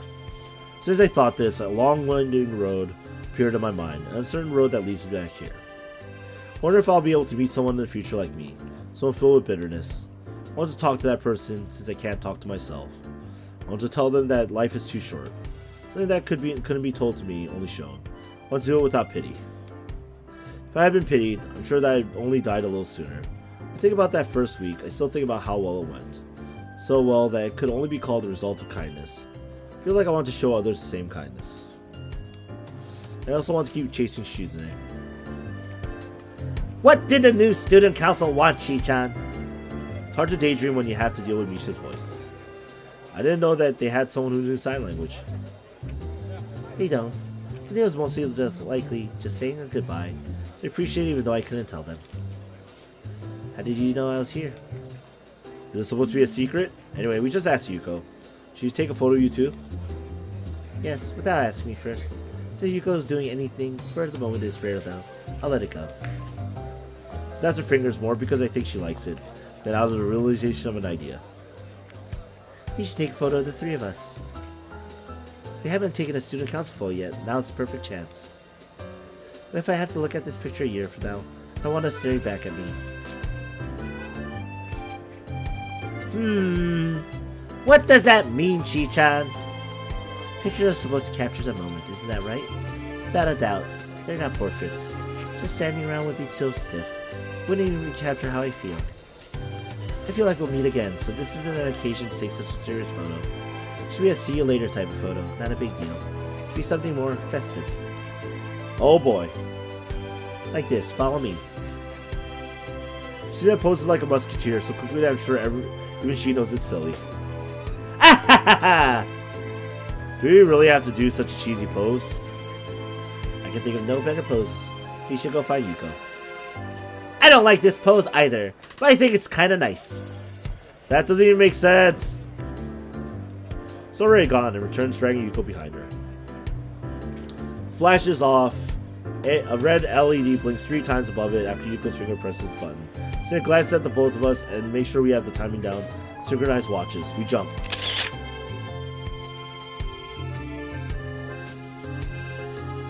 I bet that turned out excellently. Okay. Now let's get one with Yuko too. No, please. That's not necessary. I want a copy of this photo too. I'll likely die younger than the average person. My life could unexpectedly burn out at any time. I don't have any time to waste, and I want to live as much as possible. I also want to see other people smile from what I made and done. Living vicariously through the happiness of others doesn't seem so bad. Feeling joy through another person's happiness doesn't seem like such a bad idea. So the easiest way I can think of to draw out my own life and give it distinction. Maybe this is the meaning that Shizune has found for herself, although it's just my theory. People find themselves alone often in their lives and without direction. However, people can take refuge in moments of happiness. We can dot a person's life like stops on a train map, or waypoints of a memory on a long trail. These individual moments on reflection can give a person's life fulfillment. Every friend and festival and joyful meeting and joyful parting. I want to be able to ask Shizune one day if I'm right. To spend the time I have with her. Finally, I want to make Shizune smile for herself. I love you.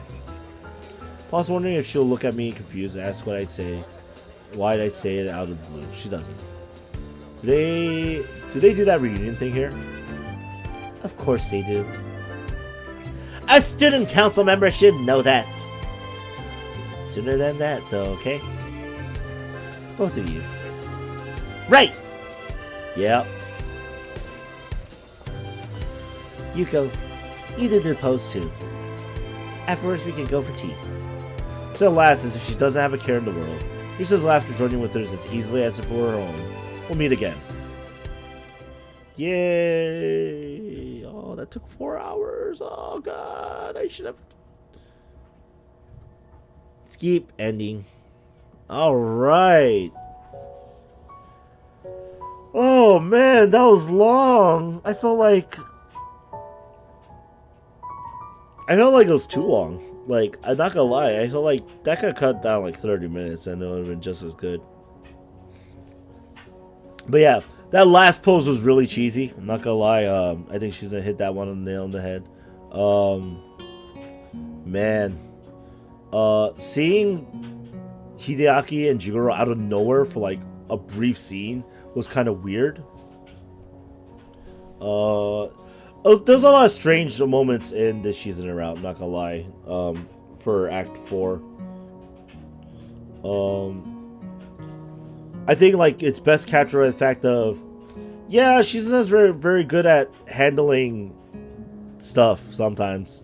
Because she literally looks at a competition, runs into it head first, and might kind of get carried away. So they captured that well. It doesn't feel ending-y like the Emmy route or the Hanukkah route did, so that was kind of weird. But you know, we'll see. We have the Lily route and the Rin route, and obviously the Kenji route at some point in the future. But for now, I'm just gonna say, I'm gonna say that Shizune route was one of the weakest. I think the big drama with Misha towards the end was like the big selling point on the route, which is kind of weird to say because like, oh, but she's not even the main character. I'm like, I know she isn't, but they definitely. I think it's misleading to call this the Shizune route. We should be calling this the Shizune Misha Hisao route. The student council route, even. Or something like that. I think would be a much more apt description. So, that's my thoughts on it. Anyway, this has been Anime Friend RK2K. Thank you very much for joining me on tonight's very long Visual Thursdays. We have ended the Shizune route, which means next week we're going to start with some good old... What's the word I'm looking for? Lily. But yes, until then, thank you very much for watching. See you guys next time. Have a good night. Peace.